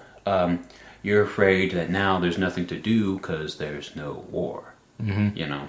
Yeah. So that could be it too. Things like that. Yeah. Could be. I did love the scene where Quicksilver tried to grab Mjolnir, and that shit did not work out. That was funny. Yeah. Huh. Oh gosh. Yeah. And then what would have been so funny, I kind of wish they did it now that I'm thinking about it, where like the hammer pulls him, but no, it wouldn't have worked out. Never mind. That would have been like, wait, how'd that happen? Where he lands under the hammer, so all of a sudden like you just stopped the fastest person on screen. And it's like, shit, I can't move. This hammer's stopping. Like, why can't I move? You know. That might have been more funny and also convenient for the fight, but it's like, I guess the hammer pulled him, so it can't land on top of him either. Yeah, but whatever. Yeah. Hawkeye puts down Scarlet Witch with an arrow to the head. Unfortunately, guys, it wasn't like, an arrow to the head. It was like a taser arrow that kind of sticks to the head. Which, go you for convenient arrow technology. Yeah, well, go you for knowing that she was right there, man. Exactly. Yeah. Your anti-mind thief or mind raping in this case senses. Yep. Yeah. It just furthering that little feud / relationship that Hawkeye in particular has with these twins. Mm-hmm. Quicksilver gets them out of there because Quicksilver just got bashed in the face by Captain America. Wanda just got stabbed in the face with a shock arrow, and so Pietro's like, "I'm getting this the fuck out of here." And they get out, and Banner, he's standing outside because he's like, "Is it cold green? Like, am I supposed to do my thing now?" Yeah. And at this point, Wanda, she's pretty pissed. Yeah. And she's like, "Okay, I want the big one," and she begins to mind rape Bruce Banner. Yep. And of course, at this point, Tony, he's been chasing Ultron, fighting Ultron here in a pretty cool back and forth chase thing. Mm-hmm. And he's able to blow up that particular Ultron bot. Of course, that means nothing, right? Like I feel like if you're watching this movie and if you're not paying attention and you see Ultron die, like, oh, that's it. No, guys. No, you don't know shit. Yeah. So they all have interesting visions. I did want to talk about the vision that Thor had just a little bit. Yeah. There's like he's like at some kind of banquet, and then Heimdall's there. Heimdall. What did I say? I don't know. That's not what I said. And and it was just really weird. Like, these visions play out. They play out for like the logic of a nightmare. Once you wake up from a nightmare, you realize that it made zero sense. Like, she had almost nightmare premoniting powers. That was her magic. Mm-hmm. It wasn't chaos magic. It was nightmare. Yeah, but I guess like futuristic dreams. Like, knowing what we know now, I'm not sure what the purpose here of his dream was. Still. Nope, not a one. Yeah. And I'm not sure how it inspired him to do the things he did. But, whatever. Yeah. It was cool to see Idris, though. Yeah, it was cool to see him show up. Yeah. Mm-hmm. But, that's that. So anyways, the next thing we get here is Tony's notified that, oh shit, Hulk is tearing up shit and people. Hulk killed so many people. He really did. Like, guys, like you're kidding yourselves if you're thinking that Hulk didn't kill anybody. Like, oh, he just wanted to smash buildings? No. Yeah, no. No. His green skin turned red. People were, well, he wasn't Red Hulk. People. I see what you did there. People died hard for sure. Because I was looking at some of the things he was doing. I was like, at least 3 people died there. Yep. At least 2 people died. Oh, those cops are definitely dead. Oh, he kicked that entire car? Well, everyone inside is dead. Yeah, everyone who got hit by the car is also dead. Yeah, also, yes. Oh, he crashed through that building? They're dead. They're all dead. Yeah. Oh, the falling debris, those people are probably dead. This was a massacre, people. Yeah. And then Iron Man shows up and he calls for Veronica. She comes down and we see the Hulkbuster. You know, I know that the MCU isn't big on names, but damn it, just call it the Hulkbuster. I want to hear you say it. You know, just call it. Was there a red tape reason why they couldn't? No. I really can't think of one. I mean, no, there's so not. They what? Just nicknamed it Veronica the whole time? Yeah. Why Veronica? I kind of wonder if there's like a weird reason for that. But, like comic related or something. But you're right, I don't remember Hulkbuster at all. Yeah. That's sad. Yeah. I remember the prototype blue one. Yeah, and Iron Man. The one that was made of freaking aluminum. Yeah. But whatever. Yeah. Those wet cardboard suits in Iron Man 3. I'm going to bang my head on the table. No. Not really.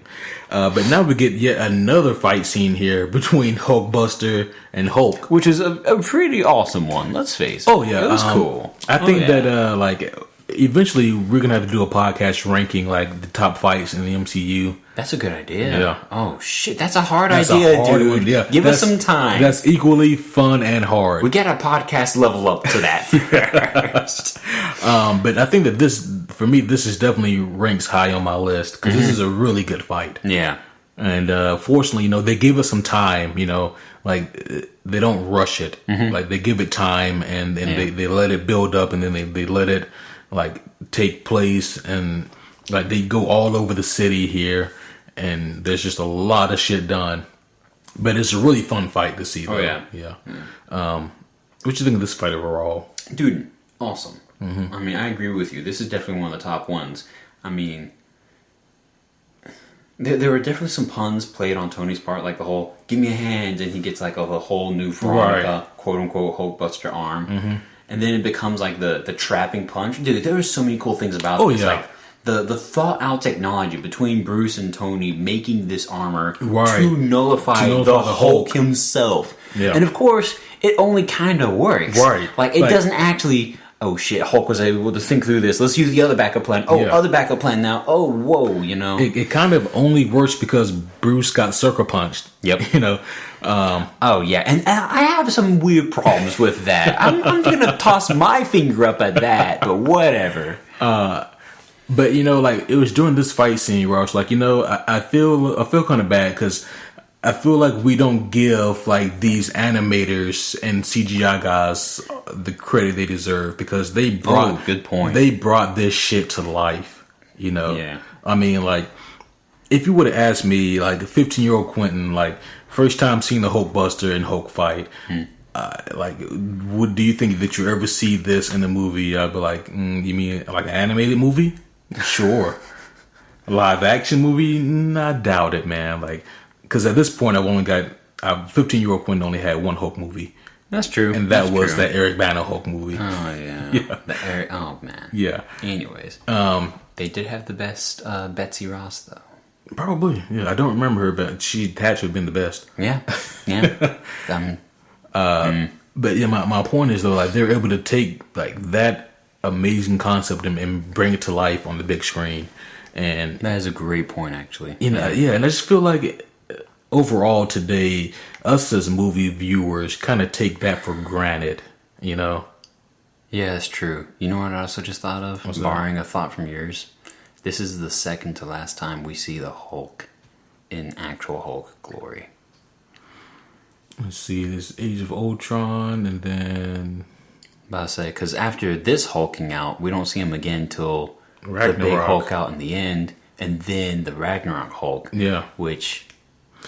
Yeah. That's not Hulk. I don't care who says what. Yeah. But you're right. The animators and the CGI artists here, I mean, damn, I never think of them. Right? Yeah. But they do deserve a lot of love. Right. Yeah. So next time And you probably guys, a fat chunk of paycheck. yeah, that too, and they probably don't get that. They probably don't. You're probably right. Yeah. But they do deserve it though. Yeah. So like the next time you guys are like me and you're complaining about sitting through 8 minutes of credits, just know that you're looking at the names of the people that made that movie so damn awesome. Mm-hmm. Or at least this particular part, really cool here.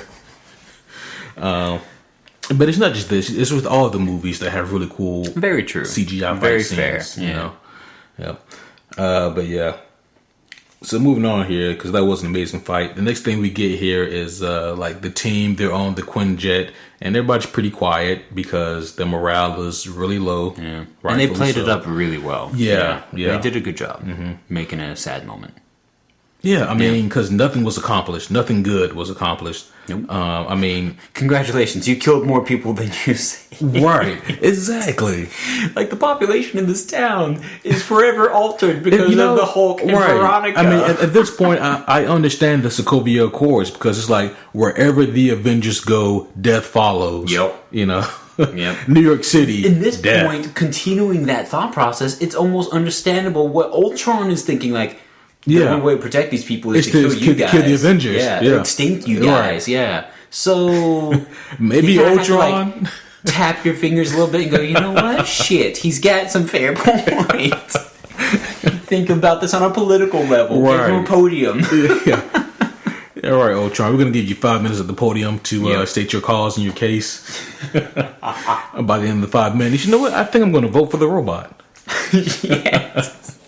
Everyone in the room is kind of like, I came hating him, but damn it, that's James Spader. So the next thing we get here is that the team goes to Hawkeye's home. Yeah. And I thought that this was a really good part of the movie. His hideout. Yeah, his hideout, aka his house. Well, if I had a hideout somewhere. Yeah. You know, maybe I'm going to start doing that. Like, yeah. Like, you want to come at me? You want to come at me back to my hideout? And then I just come home. Yeah. Okay. Yeah. Hey, I mean, that's the thing that can happen. Yeah, I mean, you can hide in your home. Who says you can't? Why not? Yeah. Right? It's my favorite place to hide. But yeah, so this was really fun here because, I mean, first of all, I don't think that anyone really saw this coming. Right. You know? And it also really sets things up for like an emotional farewell to Hawkeye, you know?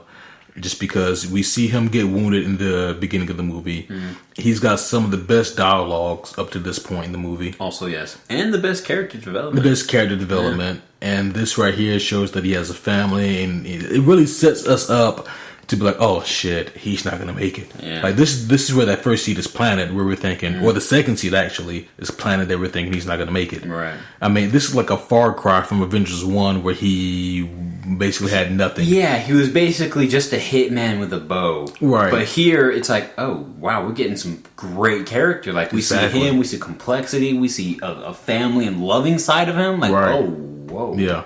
And we actually see Clint Barton. Exactly. Yeah. And kudos to Joss Whedon, because I feel like had he tried any harder, this would have came off as corny. Mm-hmm. But he gave it just enough gas here. You know, like if he had given it any more, it would have been too much. Yep. But he gave it just enough to make it understandable and believable, relatable, and all the bowls. Okay, that was a great thought you shared. That was a lazy ending to the thought. I'm calling you out, sir. Excuse me? I think you just judged because you didn't think of that one. Okay, well, now that you say that... and all the bulls. Yeah. It's like, no, I'm not saying bullshit. No, I'm just saying all the bulls. All like the bulls. Incredible. Yeah, like BLES. Honorable. Yeah. Blah, blah, blah. Yeah. Blah, blah, bulls. Oh, shit. So anyways, Thor, he's still traumatized by his nightmares, so he promptly leaves. Yeah. It's just so random. Like, he looks at the little kid, and somehow the little kid reminds him of the dancing Medusas in the wannabe Hall of Valkyrie, where freaking Idris was there, just like, I'm blind! And all of a sudden it's like, oh, shit.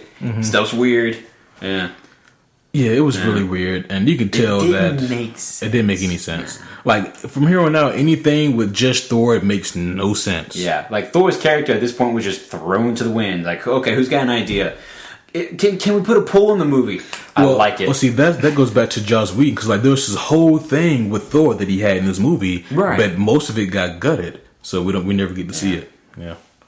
And that's the thing, man. I think that, man, Marvel Disney, they have so much footage that we're just never going to see. Yeah. It's going to be in that Disney vault, man. Yeah. Like, so what really was supposed to happen with Thor? Yeah. Maybe that needs to be a Make-A-Wish. Maybe so. Yeah. That could be a great one. Yeah. Legal camera. I'm sorry. Let's continue. Yeah. What are we doing? So they further the Bruce and Widow relationship here as well. Yeah. And I mean, as far as don't get me wrong. I still think the idea of the relationship is a little silly and forced. But this right here does good for it. I think. It was a good scene. Yeah, it was. I mean, I was one of those. I'm sure many others out there who was just like, dude, grow some balls, man. Tell her to come join you in the shower. Have an inappropriate moment in this movie with these children downstairs. Yeah. Anyways. Yeah. But, it's completely understandable where Bruce is coming from. Like, there's no future with me. Like... Oh, yeah, because then he would have hulked out in the shower. It's possible. Oh, shit. I mean, it really depends on what we're calling the activator. We even discussed this during the Incredible Hulk podcast. Right, with the Edward Norton Hulk. Yeah. Because they flat out tell you in the movie, like, no, wait, heart rate. Yeah, with that, it's all about his heart rate. Yeah. I'm like, in that case, that doesn't make any sense, because in that case, you can't go jogging. You can't lift weights. Nope. Yeah. Which I guess is Bruce Banner. Why the hell would you want to? But there's plenty of times where he has to run away. Also, yes. So wouldn't that cause him to Hulk out? Damn it, dude. Dadgummit. Did we talk about that? Did we talk about that plot hole at all? We completely missed that. We did. Oh, son of a dick. Just keep going. Just say shit. Like, I'm hitting myself in the head here. Like, why didn't we think of this? Edward Norton, what's up, bud? Yeah, we completely missed that plot Not that hole. it's his fault. I'm sorry, Edward. It's not your fault. Yeah. I still like Edward Norton. I love his parts. Yeah. Anyways. Tony and Steve chopping wood. Great scene. I remember the energy we had going into this movie because we wanted to watch this scene not in a trailer, but in the movie. Yeah. And I was so looking forward to this. We have the quote written on the wall somewhere up in here, man. Yes. Very true. Very true. This was a really powerful scene here. They really began to plant the seeds for civil war here. And it was done tactfully and tastefully enough so that it didn't feel disjointed or like it didn't belong. Right. Because they were strictly referring to Ultron here. The crisis at present. Yeah. Yeah, but it also planted seeds for what's to come. Mm-hmm. So that was especially to the knowing fans who knew. Oh shit! I see the tensions. Yeah, the trenches are being dug out. Right, yeah. And I've mentioned this before. I'm going to mention it now, and I'm going to mention this again. Actually, okay. But this just adds credence to what I said in the previous podcast. When have Tony and Steve ever been friends? When have they been anything more than co-workers, people who can coexist? Right. Well, apparently they were friends by the time we heard Tony say, "So was I." Yeah. Yeah. Which was, I mean... It's like, oh, okay, I get it. If I was Captain America, I would have been like, oh yeah? Give me one time, one example. You didn't remember my birthday, jackass. Like, what? Yeah, but this whole scene I thought was really good, though. Them pretty much not arguing semantics, but arguing like viewpoints of morality and really what's right and what's wrong, and of course what's the line that Steve drops eventually about the war. Every time someone tries to end the war before it starts, innocent people die every time. That's a great line, especially the way he dropped it. Don't forget the epic as he rips a log in half with bare hands, people. Like, so great. By the way, I also find manliness any better. I also have a note here that says Chris Evans makes me want to work out even more. He does, dude. I mean, also, where the hell did he get those clothes from? Did he just jack those from Clint? Are those just Clint's clothes? That's a good question. Because he like walked out, and all of a sudden the shield's gone. He's got this like dry tech shirt on. You know, it looks like a workout shirt, and then he's got jeans, and it's like, was that underneath the costume, bruh? My guess is maybe the Avengers carry a change of clothes on the Quinjet. That's all I can think of. Okay, that's cool. I'd like to do that if I were a superhero. You know, like give me some civilian clothes. Okay, sure, something. Or just be Tony Stark and build armor big enough to fit your clothes. Right. Speaking of that, the next thing we get here is Tony going to the barn, and he runs into Nick Fury. Nick Fury's back. Go fix our tractor. Yeah. Tractor. Nudge wink wink. Right. I wonder if the wife was in on it, or if she really thought that there's something wrong with it, because she was just the messenger, technically. Knowing our boy Nick Fury, I wouldn't be surprised if he was somewhat communicative on the amount that the things they needed to hear, of course. Yeah. But then also equally charming. Like, hey, what's up? You mind if I stay in your barn and talk to Tony? Okay. Yeah. Cool. Well, because no one's allowed to know about me. The way that it sounded, it was like she said that Clint said the tractor's broken. Was wondering if you could take a look at it. So like it came from Hawkeye. It could come either way, for sure. Maybe she didn't know because only Clint needed to know. Right. I mean, not that it matters because they'll have dinner later on that night. Also, yes, because she's just like, oh, well, who's this random black guy? That's awesome. Come to my table, sir. What's up? What happened to your eyeball? I'm sorry, that's rude. Yeah. I mean, if there's a god that was in your house, I mean, I don't see why a guy with one eye. Well, I was about to go on the fact that he was the guy who was the leader of this huge organization, you know. Yeah, that's a pretty important dinner. Yeah, but she don't know that either. That's also true. Yeah. You got let's think about this. You got an executive, an ex-Russian spy, your husband, of course, and family, and then you got a freaking World War II vet, a god. Let's not forget that. Yeah, and even though he's gone by this point.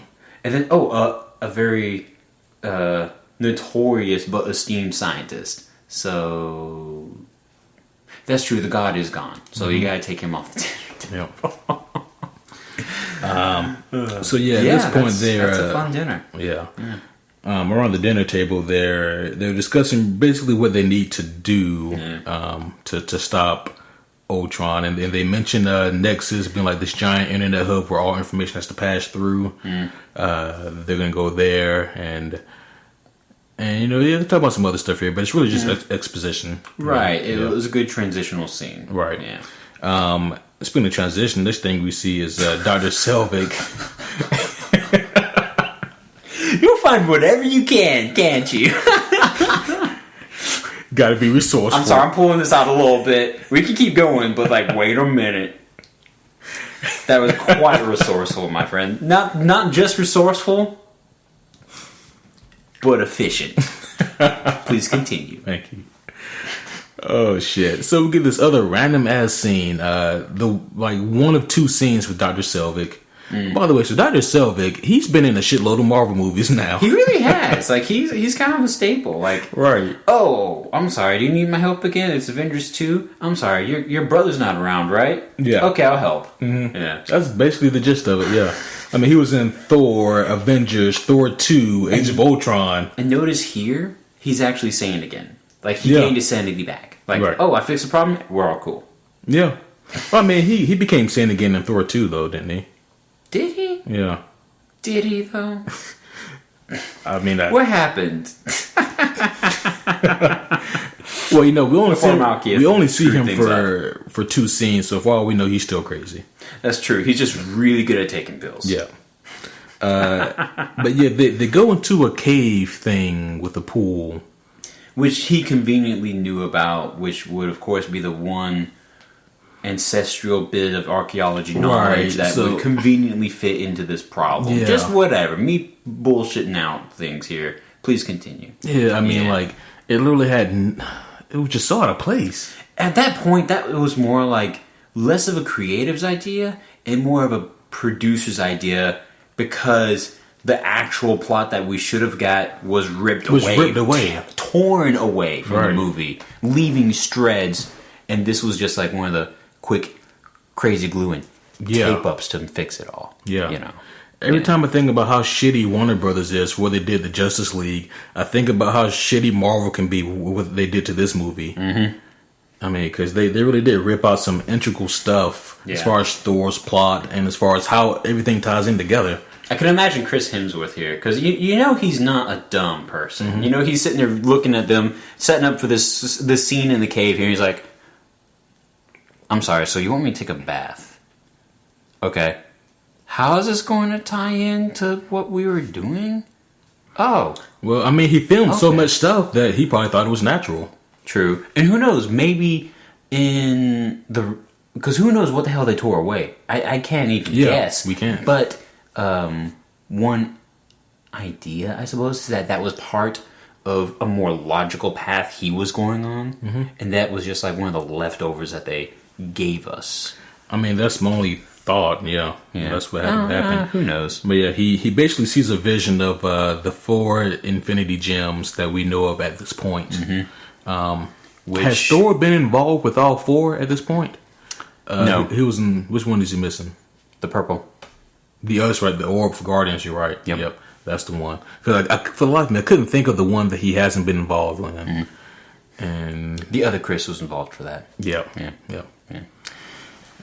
Yeah, but at the same point, like, maybe this was in your notes. I'm going to go ahead and tear it out now and just do it here at this moment. What the hell was this supposed to do for the plot, you know? And I don't mean to whine and bitch and complain. I think that there was supposed to I think that there was supposed to be another vision that shows him that vision, the actual vision... Sure, right, needs to have the stone for plot purposes. Let's go to what we were given. Let's refer only to what you and I are aware of as podcasters and movie watchers and et cetera, et cetera. What the hell was a vision of these random stones, or gems, whichever you prefer? Right. What was that vision supposed to give to us presently? Like, what, can we talk about this? Maybe I'm being dumb. No, that's the thing by itself. It doesn't connect. Yeah, because he goes to this random-ass cave pool and takes a little cave jacuzzi pool bath, and then all of a sudden, here comes this magical vision of a bunch of gems you've been involved with, and one you haven't, and then all of a sudden... You have the answer for the present problem? Basically. Question mark? Yeah, I mean, once again, just like Iron Man 3, they never addressed this issue. True. And I don't know, maybe I just needed to complain about it, but... well, I mean someone needs to, because... Thank you. Yeah. I mean, it is another glaring issue with the movie. And who knows, maybe there's a listener out there who knew that there was a problem with the movie, but didn't know how to voice it, or didn't know how to piece it together. And this is like, okay, guys, this is a pivotal point here. You know, this is what took some points away from the movie. Yeah. Anyways, who the hell knows? Yeah. It's just, I mean, the movie, I think, almost works better without these Thor scenes. Yeah, no, it really would have. Like, I would have. I mean, at this point, the only weird thing we get is Thor coming back and saying, "No, we need this thing." Right? Yeah, doing the whole thunder resurrecting. Yeah, but that's a whole nother thing I'm going to get on in a second. Yeah. I would rather them take out these random Thor scenes, keep the scene where he comes in and helps revive Vision, exactly, and then just do a reshoot where he says, "Guys, I've had a vision. We need Vision," and like. That simple reshoot would have sufficed, right? As far as telling us, like, if you can't give us those extra scenes, then take those other ones out. Yeah, I mean, we probably then would have still been like, well, can we know what he did in between, please? Can those at least be deleted scenes? And in that case, that would have been an easier problem to deal with than this giant ass horse pill that they gave us to swallow. Yeah. But anyways, and I do want to talk deeply about let's really convey what this is when we get to the whole vision creation scene. Yeah. Okay. So, I mean, we're getting there now because at this point, Ultron, he's talking with Helen Cho. That's the scientist with the healing machine. Right. Because Ultron has now stole that also. Of course. And, he's... No, never mind. Oh, I thought I remembered what they called it in Dragon Ball Z, but I didn't. Oh.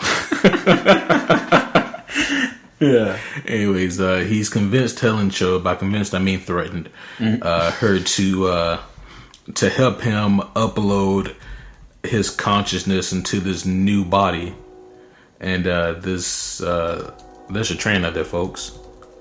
Yeah. I don't even know where the nearest train is at. That's the weird thing. But, anyways.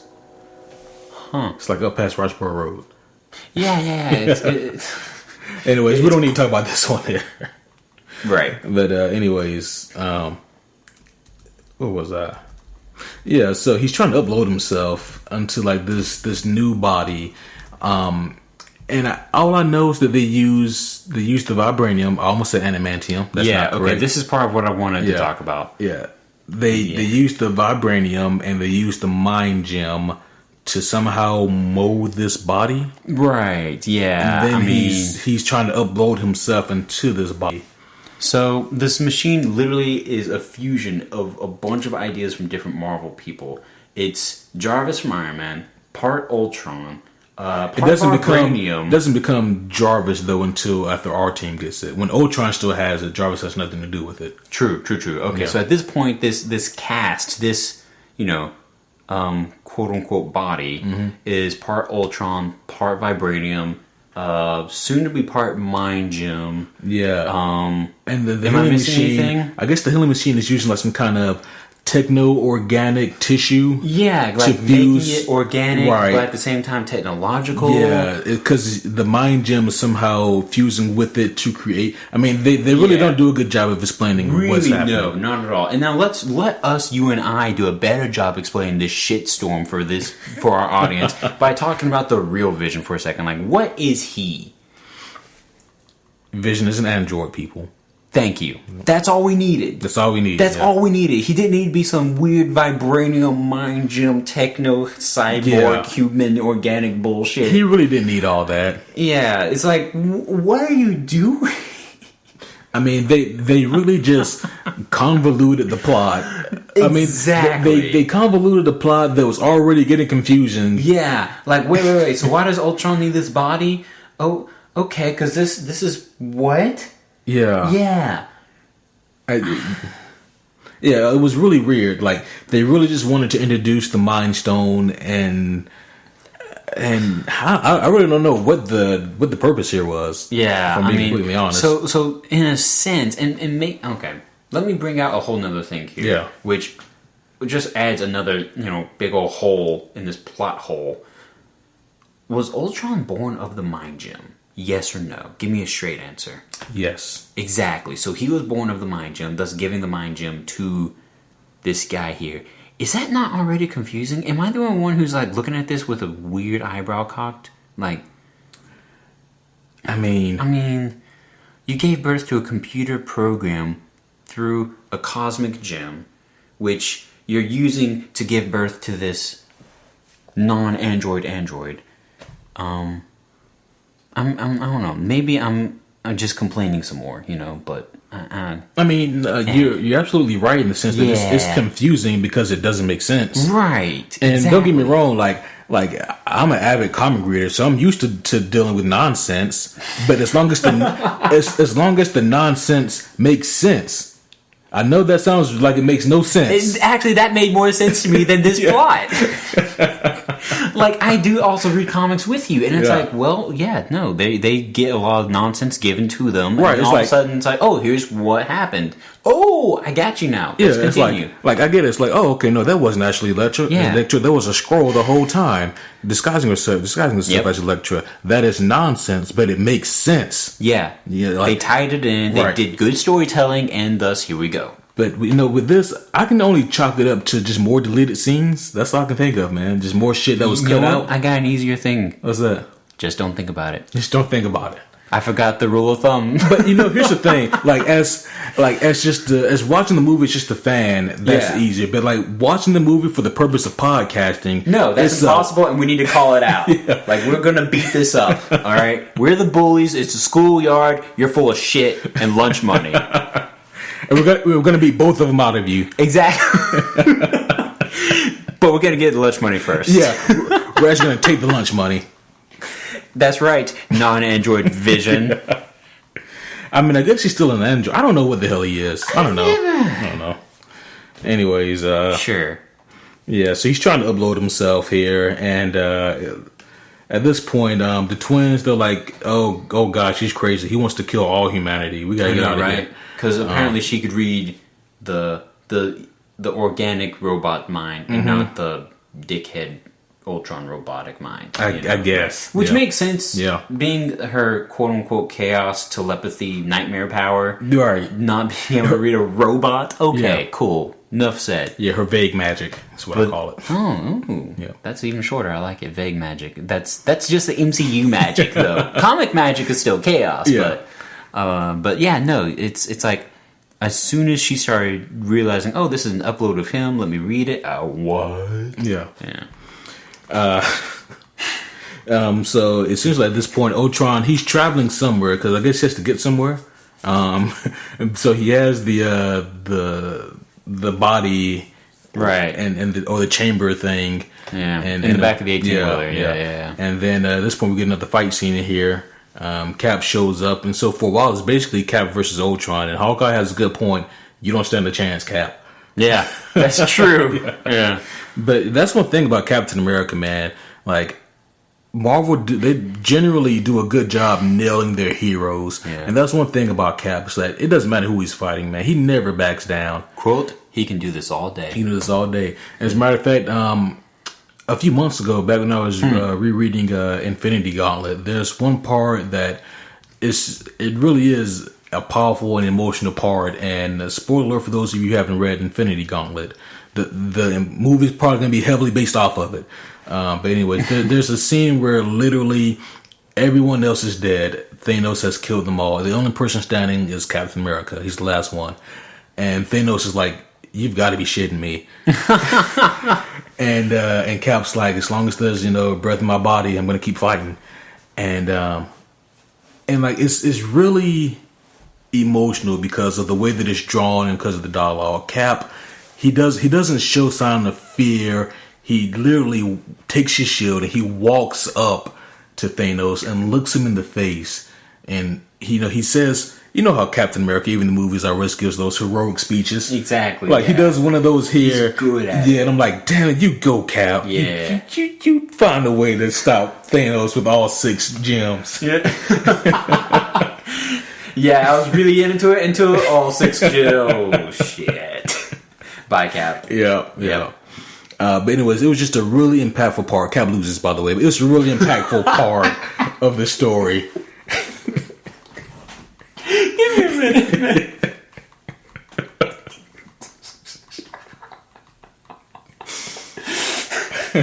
I love the way you did that just now. Guys, he literally just like, it's really impactful. Cap loses, by the way. It's really impactful. Well done. Thank you. What's next? Okay. So Cap fighting Ultron here. So let's see what happens here. There's a lot of shit happening here. Basically, they're able to get both the chamber body thing. Black Widow gets kidnapped by Ultron because reasons. He could just kill her, but he wants to kidnap her, so whatever. Sure. She has plot armor, so that's protecting her. Stop. I can't. Like right now, dude, we're spending more time in the trudges of the shit of this movie than we are in the entire first hour of this movie. I know. Oh, like, shit. Literally, we spent more time shitting on on all the issues, really, which is great, and I love this, but it's like, oh my gosh, dude. Oh shit! We are not being merciful at all. We are not. I always come in with the intention. I'm going to be more merciful, and then I never am. I mean, if it doesn't deserve it, yeah, it's true. Yeah. Coup that de is very grace, true. man. Yeah. Or, I'm sorry, I'm not French. Coup de grace. There we go. There it is. Yeah. So basically, they get back to the headquarters, which right now is Avengers Tower, and they have the body chamber thing. And at this point, Bruce is like, all right, so we're going to shut this thing down. And Tony's like, or we could start it up. And Banner says what everyone should be thinking. You got to be fucking kidding me. Except he doesn't say drop the F-bomb. Right. But he wanted to. And he probably should have. Right. Because it's a dumb idea. Like, there's no reason why. Okay, I take it back. I guess the only reason why it should work as a positive is because of Jarvis. Yeah. But even still, you know. But okay, and let me just be honest. I watched this movie yesterday, and between then and now, I don't recall Tony's reasoning. What was his reasoning for wanting to bring this random body in Cho's healing chamber back?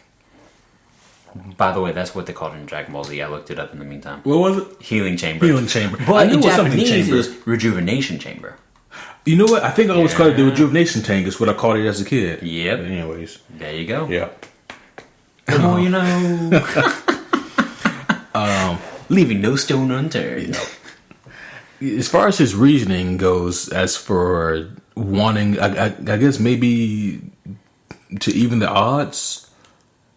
Did he explain that though? I mean, that's not a bad idea, but it's like, you know, he may have explained it. Maybe it just went over my head. But I just don't remember it. Yeah, you know? It wasn't memorable for shit. Right? Because like I don't want to shit on it if they did give us a reason and it just went overlooked or underheard. Yeah, yeah, it's possible. But yeah, either way, that's what they proceed to do. And at this point, because the twins show up because they help Captain America take down or try to take down Ultron, or at least hinder him. Right? Yeah. And because they realize Ultron is batshit crazy, and so at this point, there's kind of like a mini civil war going on here. Because it really is hero against hero. And then Thor shows up and he strikes the thing with lightning, charging it all the way up. Yeah. I loved how, and in between then and a little bit ago, we had these random twins who, you know, they were the enemies, but then Cap literally sees them kind of switching sides and he's kind of like, oh, cool, okay. So they're helping me now. And then all of a sudden it's like, look, Are you sure you don't know someone on your team just like that? Are you sure you can trust them? And it's like, Tony, come in. Like, he doesn't even take that long to think about it. He's just like, 1, 2. Oh, Tony, come in. What's your position? Oh shit. Yeah, you're right, Wanda. Yeah, dadgummit. And I mean, she was right, and he was trying to Frankenstein this thing again. You know. I mean, that's what it is. I've liked a lot of your jokes tonight. I've never correlated. That never even passed my mindset. Now, that's all I can think about. Tony Stark was Frankenstein. Vision is his monster. Yes. Son of a dick. That's beautiful. That is beautiful. Son of a dick. Mary Shelley would be proud of you. Never knew the name of the person who wrote that. The more you know. We're learning a lot tonight. But so like they're basically fighting each other. It's like Hawkeye and Hawkeye, Cap, and Banner on one team versus Tony and the twins on the other team. So civil battle. Yeah.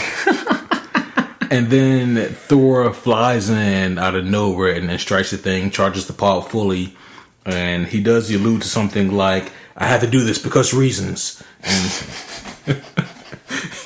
Verbatim, right? That was verbatim. Verbatim. That was an exact quote.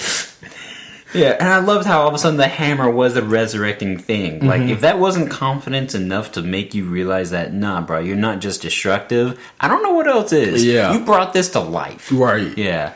Like, literally, this thing now, let's make a synopsis. Let's go back to what we did earlier. So this thing now, literally, is part vibranium, part program, part organic human matter, okay? Mind Gem, now part Jarvis, thanks to Tony Stark, okay? And now it's all brought together and pasted and glued and shitstormed together thanks to Thor's lightning. Thanks to the lightning of a god, yes. Yes. Just wanted to highlight that. All it's missing is a super soldier serum and maybe some Black Widow charm and we're done. Right. You know, and that's it. You know, Bruce Banner is already involved. We don't need it to be green too. Right. Yeah. So I know that they don't directly call him Vision here in this movie. Ultron at one point says, "You were supposed to be my vision," but that's it. Yeah. Now, what did they call him in Civil War? I think they do call him Vision. Okay. I think they do. I think they literally just say, Vision. "Oh, okay, that's Vision." Yeah. Yeah. Yeah. Okay. I mean, they'll never. explain to Black Panther, oh, by the way, he's part vibranium. Yeah. Just FYI. Yeah. Sorry. Well, I mean, shit. Actually, they would explain to him, like, oh, by the way, we kind of had to deal with all your crap, all this vibranium stuff, so you need to make sure you step on your security team. That was still vibranium from that Claw has stolen all those years ago. That's true. That is true. That was a shitload of it, apparently. Yeah. Because, whatever. Yep. Well, let's see. Yeah, so Vision comes to life here. Long story short, because we're getting long in the wind here, long in the tooth. I'm gonna go ahead and try to wrap this up. We've been crapping on this part of the movie so well. We have. I'm loving it right now. What are we doing? Let's massacre some more shit. Vision comes into play here. He looks naked without his cape. He was. Like, he was all pink at that point. Oh, like, yeah, and then he slowly formed. Skeletal blue, Yeah, and then he slowly got his clothes. And then the cape came out. Right. After he saw Thor, he's like, I like that. I like that. Standing beside Thor, gold cape. Yeah. It's like, except mine's better because it's gold. Yeah, because mine's part of me. Yeah. But yeah, and then he lifts Mjolnir now. Yeah, this, I mean, I appreciate the reasoning behind it. And I'm going to say what I believe the reasoning is real quick to stop the enraged fan out there who just said, what? This moment proved, relating, becoming the Deus Ex Machina, feeling that role of this movie here. Mm-hmm. It became that whenever it related to the earlier scene, saying the whole, flip the hammer, you're just not worthy, in my best Thor impression, which was shit. But I digress. Going back to this, all of a sudden, like, this person whom they don't know they can trust or not, all of a sudden lifts the hammer, just giving it to Thor, no problem, literally handing him his power, saying, look, can we go and do this now? Lifting it, thus showing everybody, look, I'm worthy, blah, blah, blah. And it's like, I can appreciate that. I mean... Yeah. And, once again, for the sake of the story, I mean... Yeah, it was a quick way to get us to church draw. It was bad poetry. Right. Yeah, that's what it was. Yeah. It was it was bad poetry, and it was just it came up also like kind of a shitty joke. Yeah. And it was just a really quick way for them to get to trust Vision. Yeah. Like, okay, he must be a good just guy. Just to kind of like speed over this legitimate issue. Oh, you lift the hammer? Okay, let's follow you. I mean, but technically, Hela held Mjolnir. Yeah, held and busted the shit. So... Yeah. Yeah. Whatever. Right. Oh, yeah, shit. If there's no more Mjolnir, can we still bring Betty Ray Bill in? Anyway, never mind. That's a whole nother question for another day. I digress. But so so now we're gonna go and beat Vision. I mean, not Vision, Ultron. You guys can tell how enthusiastic I am about this last act. I know, here. right? This. I'm just. Let's just do it. Yeah, but I'm just ready to wrap this one up, guys. I spent all my energy shitting on. Yeah, I mean. The sad thing is, this is giving me energy. I was more tired beginning this, and then we got to the no. Wait a minute, and I'm over here like, no. We will call this out for what it is. Okay, let's do this. The last act of this movie here is the Sokovia Assault. Is what I call it. And fitting. Thank you. And so basically now Ultron has his plan. He built some kind of crazy vibranium machine. He's using a giant needle. Basically, he's using it to hold the ground in the city together. It was like a magnetic thing, which scientifically that sounds like okay. Sure. Man, why not? I'm no geologist. Right. I mean, I'll take it. Earthologist, geologist. What kind? That's not geology there at that point. I don't know. It's like rockology. Sure. Vibranology. Yeah, part vibranology. Yes, exactly. But so we needed Shuri. Yeah. Mm-hmm. And now at this point, Ultron also gave himself a cool ass vibranium body, even bigger and better.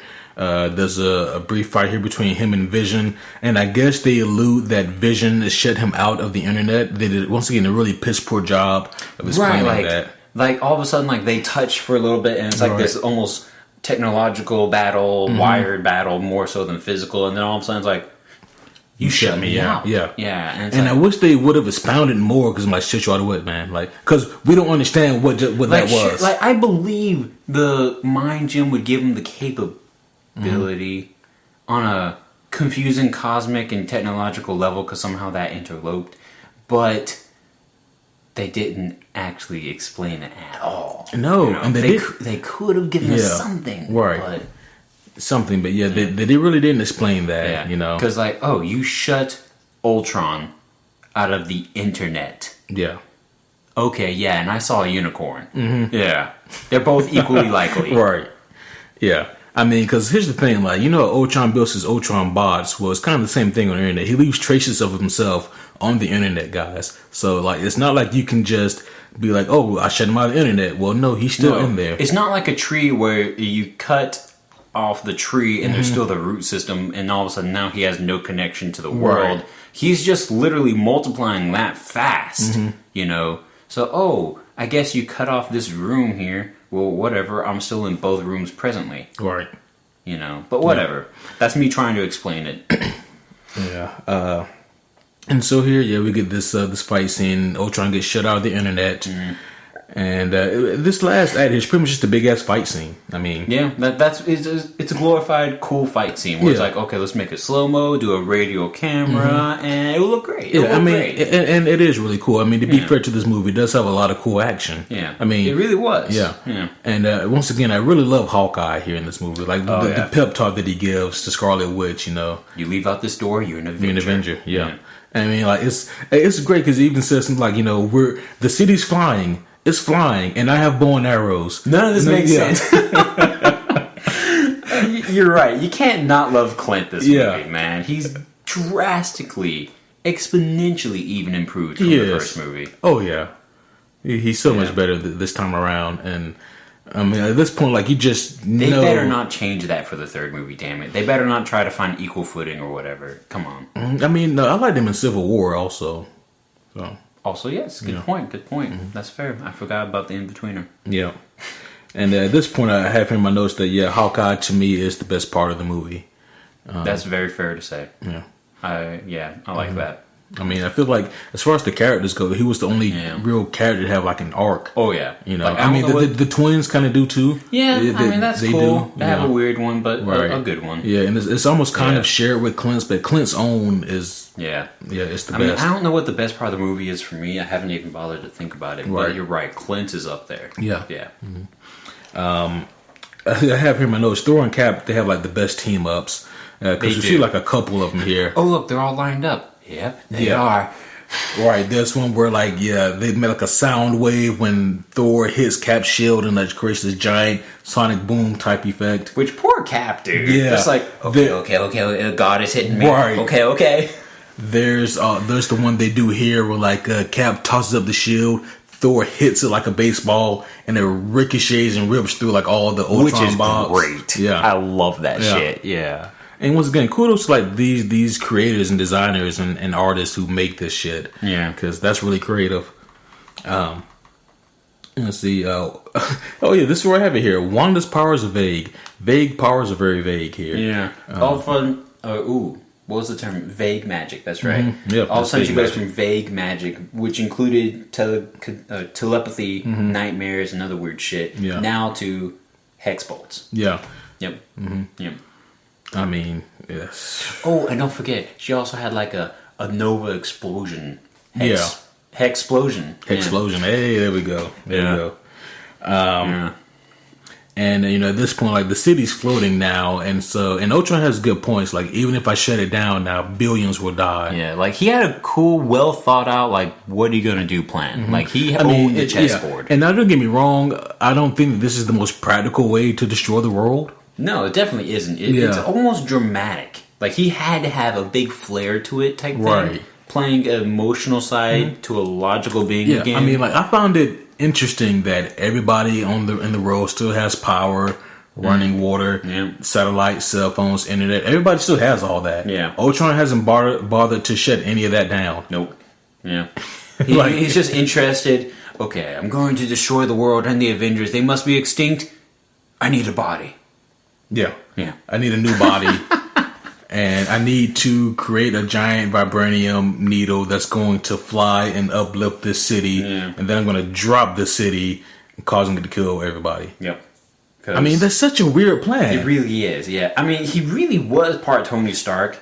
Because I do see a lot of need for flair. He wanted it to be this big, dramatic impact, like the comics, like his old obsession there, you know? Yeah. But it's kind of like, well, okay, dude. I mean, you could have done this like that, literally. You left the Stark Tower, you could have had the world ending before you even left. You really could have. But whatever. My next note here is another goddamn helicarrier. Of course, Nick Fury has one. Like, Right. where did he park that? Where do you park these things? Where do you hide a helicarrier? It's been a big ass hill Clint lived on, and no one bothered to look over it. Yeah. And then he has nerve to say, yeah, this one's a little old. That's just doing all this futuristic shit. Yep. Oh, it's a little dusty, but it'll do. It'll do. I'm like, excuse you? Sam, come on, bruh. No. Yeah. And, I mean, the helicarrier really does come in handy, though, because they have, like, the support ships that fly out, and they're able to, like, load people up onto that so they can escape. I mean, they really needed that. They did. Do you remember the dialogue between Natasha and Cap? Yeah. Like, they were literally saying, like, well, I could think of worse ways to go out. Like, no, guys. This isn't like a kamikaze, you two going out. This is literally you guys willing to go out together with the team, with the city of people still. Like, all of you are about to go out. Yeah. Are you kidding me? Right. You're very optimistically looking at game over, man. There's no reset. The world's done. Yeah. I mean, it's one thing if you're able to get the civilians out and then be like, well, this is our death. That's one thing. Yeah, that's cool. You're almost like Titanicing the situation. Whatever. Yeah. Cool. At this point, no, you're saying, let's cock this gun and put it to the whole damn ship. Let's do it, man. Let's just pull the trigger. Are you ready? I'm ready. Mm-hmm. I mean, and it's very true. Like, would Ultron have activated the thing so soon had the Avengers not showed up? Probably not. Yeah. Yeah. But anyways, we get War Machine also. He shows. I forgot he even showed up like in War Machine form. Yeah. No, same here. I was like, oh yeah, hey, there he is. Yeah. He shows up obsessed with getting a good story. Yeah. I mean, I can see that being kind of addicting. Like, you know, being in that suit and having all these cool badass stories to tell people, you know, like that's what you get off of it. Yeah, you know? Yeah. But yeah, I thought this was a fun scene, you know, because I mean, you have to have him in the movie somewhere. Yeah. I mean, can't say the same for Falcon. Poor Falcon didn't get anything. I would love to have seen him also working in the movie with them, you know, but whatever. Yeah. I mean, he definitely has a place in this movie too. I think. Oh yeah. You know. More so than a fun mid-party scene and then later on. But, yeah. Whatever. Yeah. Give them SMGs again. Just let them go on. Yeah. He can do work. Yeah. But, okay. So the next thing we have here is like the church beatdown is what I call it. This is when all... Confession, motherfucker. Make you pay tithes for all your sins, Ultron. But no, so they get all the Avengers in this one central location, the church where Ultron's base was, and Ultron and all of his bots show up because Thor was like, "What you got, bro?" Yeah. And Ultron's like, "This is what I got, bro." And I love your verbatim quotes, man. They're great. They're just from the movie, just straight from the movie. It's surprising I can remember these quotes that accurately. I know, right? Yeah, good one up there. Yeah. But this is yet another really cool fight scene. Well, it's an extended version of, you know, this whole scene, but it's really fun. And like I was thinking, you know, watching this fight scene, like how do I explain this? And I was like, just explain the best way I can. So we see Hulk run through, smashing shit and ripping bodies. We see Thor with lightning and shit, striking shit. We see Captain America. He's hitting shit and punching and flipping shit. He's doing a lot of flips here in this movie. Oh, yep. Okay. And then he throws a shield too, and then does some shield shit. Oh man. And then there's Iron Man with the arc reactor shit, just shooting shit. And then there's this Black Widow with her vague magic shit, and she's just magic and all kinds of shit. No, not Black Widow. Yeah. Oh no, Scarlet Witch. Yeah. Scarlet Witch. Yeah. And then there's Black Widow, and she's there too. Yeah, she is shooting them pistol. Yeah. And that's all I got. That's all. Yep. And believe it or not, guys, somehow it's even better than the way I describe it. Yeah. Let's get this going, man. Damn. Yep. Oh shit. Yeah, we're almost there. Next note I have here is the tri-beam attack for the win. Yeah, I called it the trifecta beam, but yeah. Yeah, because it's Vision and Thor and Iron Man all hitting him. So Mind Blast, Repulsor Beam, and God Lightning. So okay, whatever. I guess this is another combo attack. Yeah, because I was talking about that earlier. Right. Right? So it's like, okay. I mean, I guess is this the part they needed Vision for? Like, could they not do it with just those two? Like, what if War Machine showed up and started spraying them hard or something? So the metallic repulsing lightning, basically. Yeah. And then Hulk comes through, and Hulk's like, "I want some of this too." And Hulk like kicks the shit out of him, and Ultron goes flying. That's true. Yeah. Okay. Yeah. Okay. I mean, I really feel like we never got to see like an Ultron and Hulk fight 1-on-1 really. No. Like all we got was like that funny lead in. Oh, for the love of, and then throw him out. Oh, for God's sake, yeah. Yeah. Ow. That was me hitting my laptop, people. But yeah. So let's see. Pietro, he gets shot down. He gets killed. So yeah, Quicksilver dying after only one movie. I did not see that coming. See what you did there? That was punny. Because that's what he said. Yeah. And that's what they've been saying the whole movie. You got it. I see it. Yep, you get it. I know, right? Yep. Yeah. The problem with any speedster in a movie or TV show is that their speed is always inconsistent. Mm-hmm. And it's like, the same thing. Sometimes he's stupid fast, and other times you can almost literally see him. Right. When you're not supposed to see him. Yeah. Yeah. I mean, I get it, and he died a hero, and it was a shock, but did he really need to die? I mean, I don't. Not really. I think at that point they were really just trying to play out the surprise factor. Because you're right. Mm-hmm. Beforehand, during the movie, we feel this huge lead in that, oh shit, man, we about to lose some Hawkeye. Yeah. He's about to be plucked out. Right. Oh man. Mm-hmm. Oh, it was Quicksilver instead. Okay. Mm-hmm. Yeah. Which, paint the image for me here. And I don't mean to drag this out, but I'm going to drag this out. So, he got shot in the back. All the bullets went into his back, correct? Because all the blood was in the back. You recall that? I remember seeing the bullet, but I thought the bullet holes all went through, but I could be wrong. I mean, they could have gone through, yeah. But the point of impact was the back, correct? So, in other words, how did he save this young lad and Clint? Because Clint was literally holding the boy, and then kind of turns and exposes his back to the gunfire. Right. So what does that mean? He literally just he didn't run and carry them. No, he didn't carry. He ran and pushed them. No, he pushed the car in front of them, up on its side, and my thought was that as she was running and pushing it in front of them, he got hit.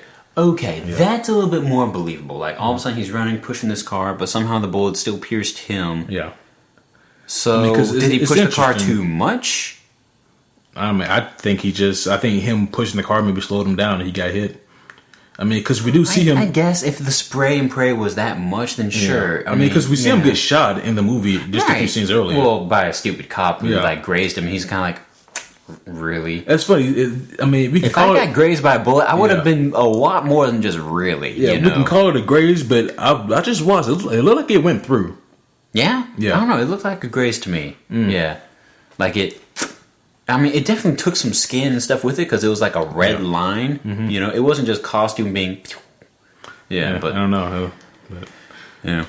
Yeah. I don't know. I just wanted to kind of talk about that and think so wait a minute. As he was pushing his car in the way, or as he was trying to push them behind the car or whatever. So what? This guy literally said, "Oh look, there's a speedster," and kind of aimed her at because he was still aiming at Clint. Yeah, but no, that's the thing. Clint's here, right? I'm trying to like physically get this out using my cell phone, guys. This is the car. You get Quicksilver here. The gun's aiming at Clint, right? He pushes the car in front of him. When did Clint ever cross fire? I mean, when did Hawkeye ever? No, when did not Hawkeye, but Quicksilver. Yeah, when did he ever cross fire? Was the spray and pray just that wide? That's what I'd imagine. Because there's like a couple of guns like coming from that plane. Okay. So like it's a wide barrage. I only ever saw the one, but if you say there were a couple, then that means that that's a lot wider of a crossfire. Thus, a car being pushed in front of Clint, protecting him and the young boy, and then our boy Pietro off pushing the car, thus nowhere near in front of them. That makes more sense if there was that much wider of a... That, and also if the spray is coming in at an angle and not just directly on them, then it also makes it a lot easier to hit Quicksilver. Sure. Yeah. Okay. But I just really wanted to bring that out a little bit because it's like, when I watched it the second time, of course I'm thinking more critically about it. I have a podcaster's mindset now and it's ruined me almost for movies. But it's like, I had to pause and kind of think about it here, like... Is this a flaw? But okay. The way you're describing it, I'll take that. I'll just roll with it here. Yeah. Okay. So let's see. Moving on here. Hulk leaves. By the way, they rescue Black Widow. I forgot to mention that way earlier. So yeah, she's good. We really forgot to mention that shit. Like it just kind of happened. It's because it made no sense. I mean, she should have been killed as soon as Ultron got her. Right. But yeah, so Hulk has left. Black Widow sad. Which apparently the Hulk is coherent enough in order to know to leave and, sit down in that little chair and somehow fly away. The end. Yeah. Because, that made sense. I mean, I bought it enough. I mean, if neither Hulk or Banner wants to be there, then I bought it. I mean, I guess if Hulk doesn't want to be there either, but then... I mean, because there was a moment where Hulk... had a change, well, not a change of heart, but he was like, oh shit, when he saw the destruction, because it's like Hulk himself has been kind of transformed, Right. Yeah. I can see that, because the Hulk eventually does actually grow himself too, Vision and Ultron have an interesting talk right before they die, and it's a really good talk about like morality and about humans, and kind of like a lot of things they have in common, and they think alike, but like they have their own small little, almost podcast-esque discussion, their little morning talk show discussion about like, so what is the real philosophy here? Yeah. I mean, they agree on a lot of things. Like Ultron goes, they're so doomed, and Vision goes, yeah, they are. They are, and they're an interesting people. Yeah. And this is very true. By the way, Vision played by Paul Bettany. How do you think he did here?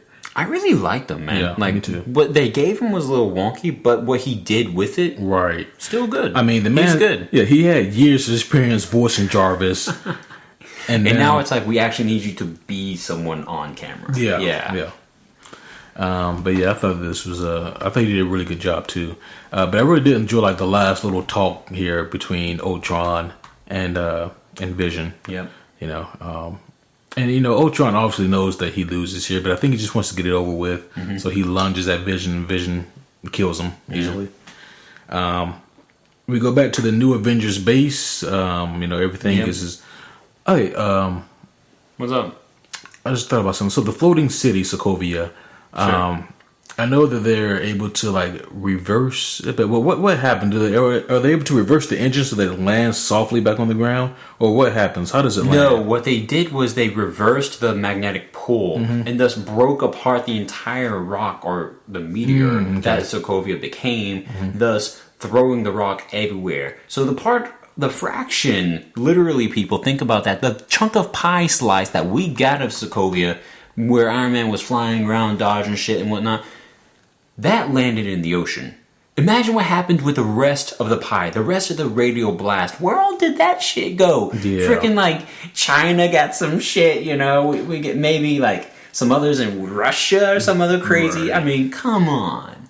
Not everyone was like sipping coffee on their front porch like, oh look, I guess that whole meteor landed in the ocean. Oh gosh, there's rocks flying towards the city. Yeah, I was just curious. Yeah, just throwing that out there. So the new Avengers base, it says in upstate New York. Basically, Thor's like, "Yep, I gotta leave, guys. Had a nightmare still." So he leaves. Then Tony Stark, he leaves too because reasons. Because reasons. Yep. And Black Widow, she's mourning because her not boyfriend left. Yeah. And Cap. I will say this though. I'm recalling now the last scene between Steve and Tony. They did seem more friendly here. They seem more friendly, but they didn't. I almost call them friends. Yeah, not really like a big time awesome buds. Right. Like, hey, let's go hang out this weekend. But more like. Yeah. I mean, let me tell you from what just. I'm taking my common knowledge and putting it aside here. Just based from the movies. Sure. Cap and Bucky, they're friends. Yes. Cap and Sam, they're friends. Also yes. Cap and Black Widow, they're friends. Also yes. Cap and Iron Man? No. They're like business associates plus a little bit. And then even then it's like they're not even like friendly associates. They never progress to that stage. Right. Yeah. They surely don't get to the stages past friendly associates, which is actual friendship. Yeah. Yeah. Like honest face-to-face friendship. Yeah. Yeah. Yeah. Good point. Yeah. And so at this point here, they also have an interesting conversation about lifting Thor's hammer before Thor leaves. Right. Which is cool. Yeah, that was a fun. That was a fun scene. I mean, they didn't answer or alleviate anything, but it was a fun thing to watch. You know, if you put the hammer in an elevator and it goes up, I mean, elevator's not worthy. And I loved how that was like the banter back and forth. Like, right. Elevator could lift it. Steve, elevator's not worthy. Yeah. Yeah. But yeah, so now at this point, it's funny they call it the New Avengers, reminiscent of the comic series. But the New Avengers is now consisted of, looks like Captain America, War Machine, Falcon, Black Widow, Scarlet. Yes. Scarlet Witch, and Vision. Somehow. Yep. Yeah. I mean, because she's still there, so so that's the team now, and we never really get to see that team function. No, we really don't. No. Yeah, and then of course Joss Whedon, he's a dick for that very last shot. Hate you, Joss. Which one are you talking about? Hit me up. Yeah, so the very last scene, we see the team all there. Steve goes, "Avengers." And then cut the credits. Yeah. It's like we never get it. Never get it. We never get to see him say. We'll get it Avengers 3. Yeah. Like that would be a cool lead in. Like he finally says it like, oh man. Right. Yeah. Yeah. And we're talking about Avengers Assemble, by the way. Like the we have to phrase. hear Captain America say it. That's Age of Ultron. Let's go ahead and talk about the post credit scene before we get into the scores. Not my favorite one. In fact, my least favorite one ever. This one? Yes. Wow. Yeah. Damn. Think about the logic behind it. Think about it. Ultron was created. Myself. Yes. Mm-hmm. Cool line. Yeah. Badass even. Mm-hmm. Ultron, how was he created? From the Mind Stone, yeah. Yes. But then how was he extracted from the Mind Stone?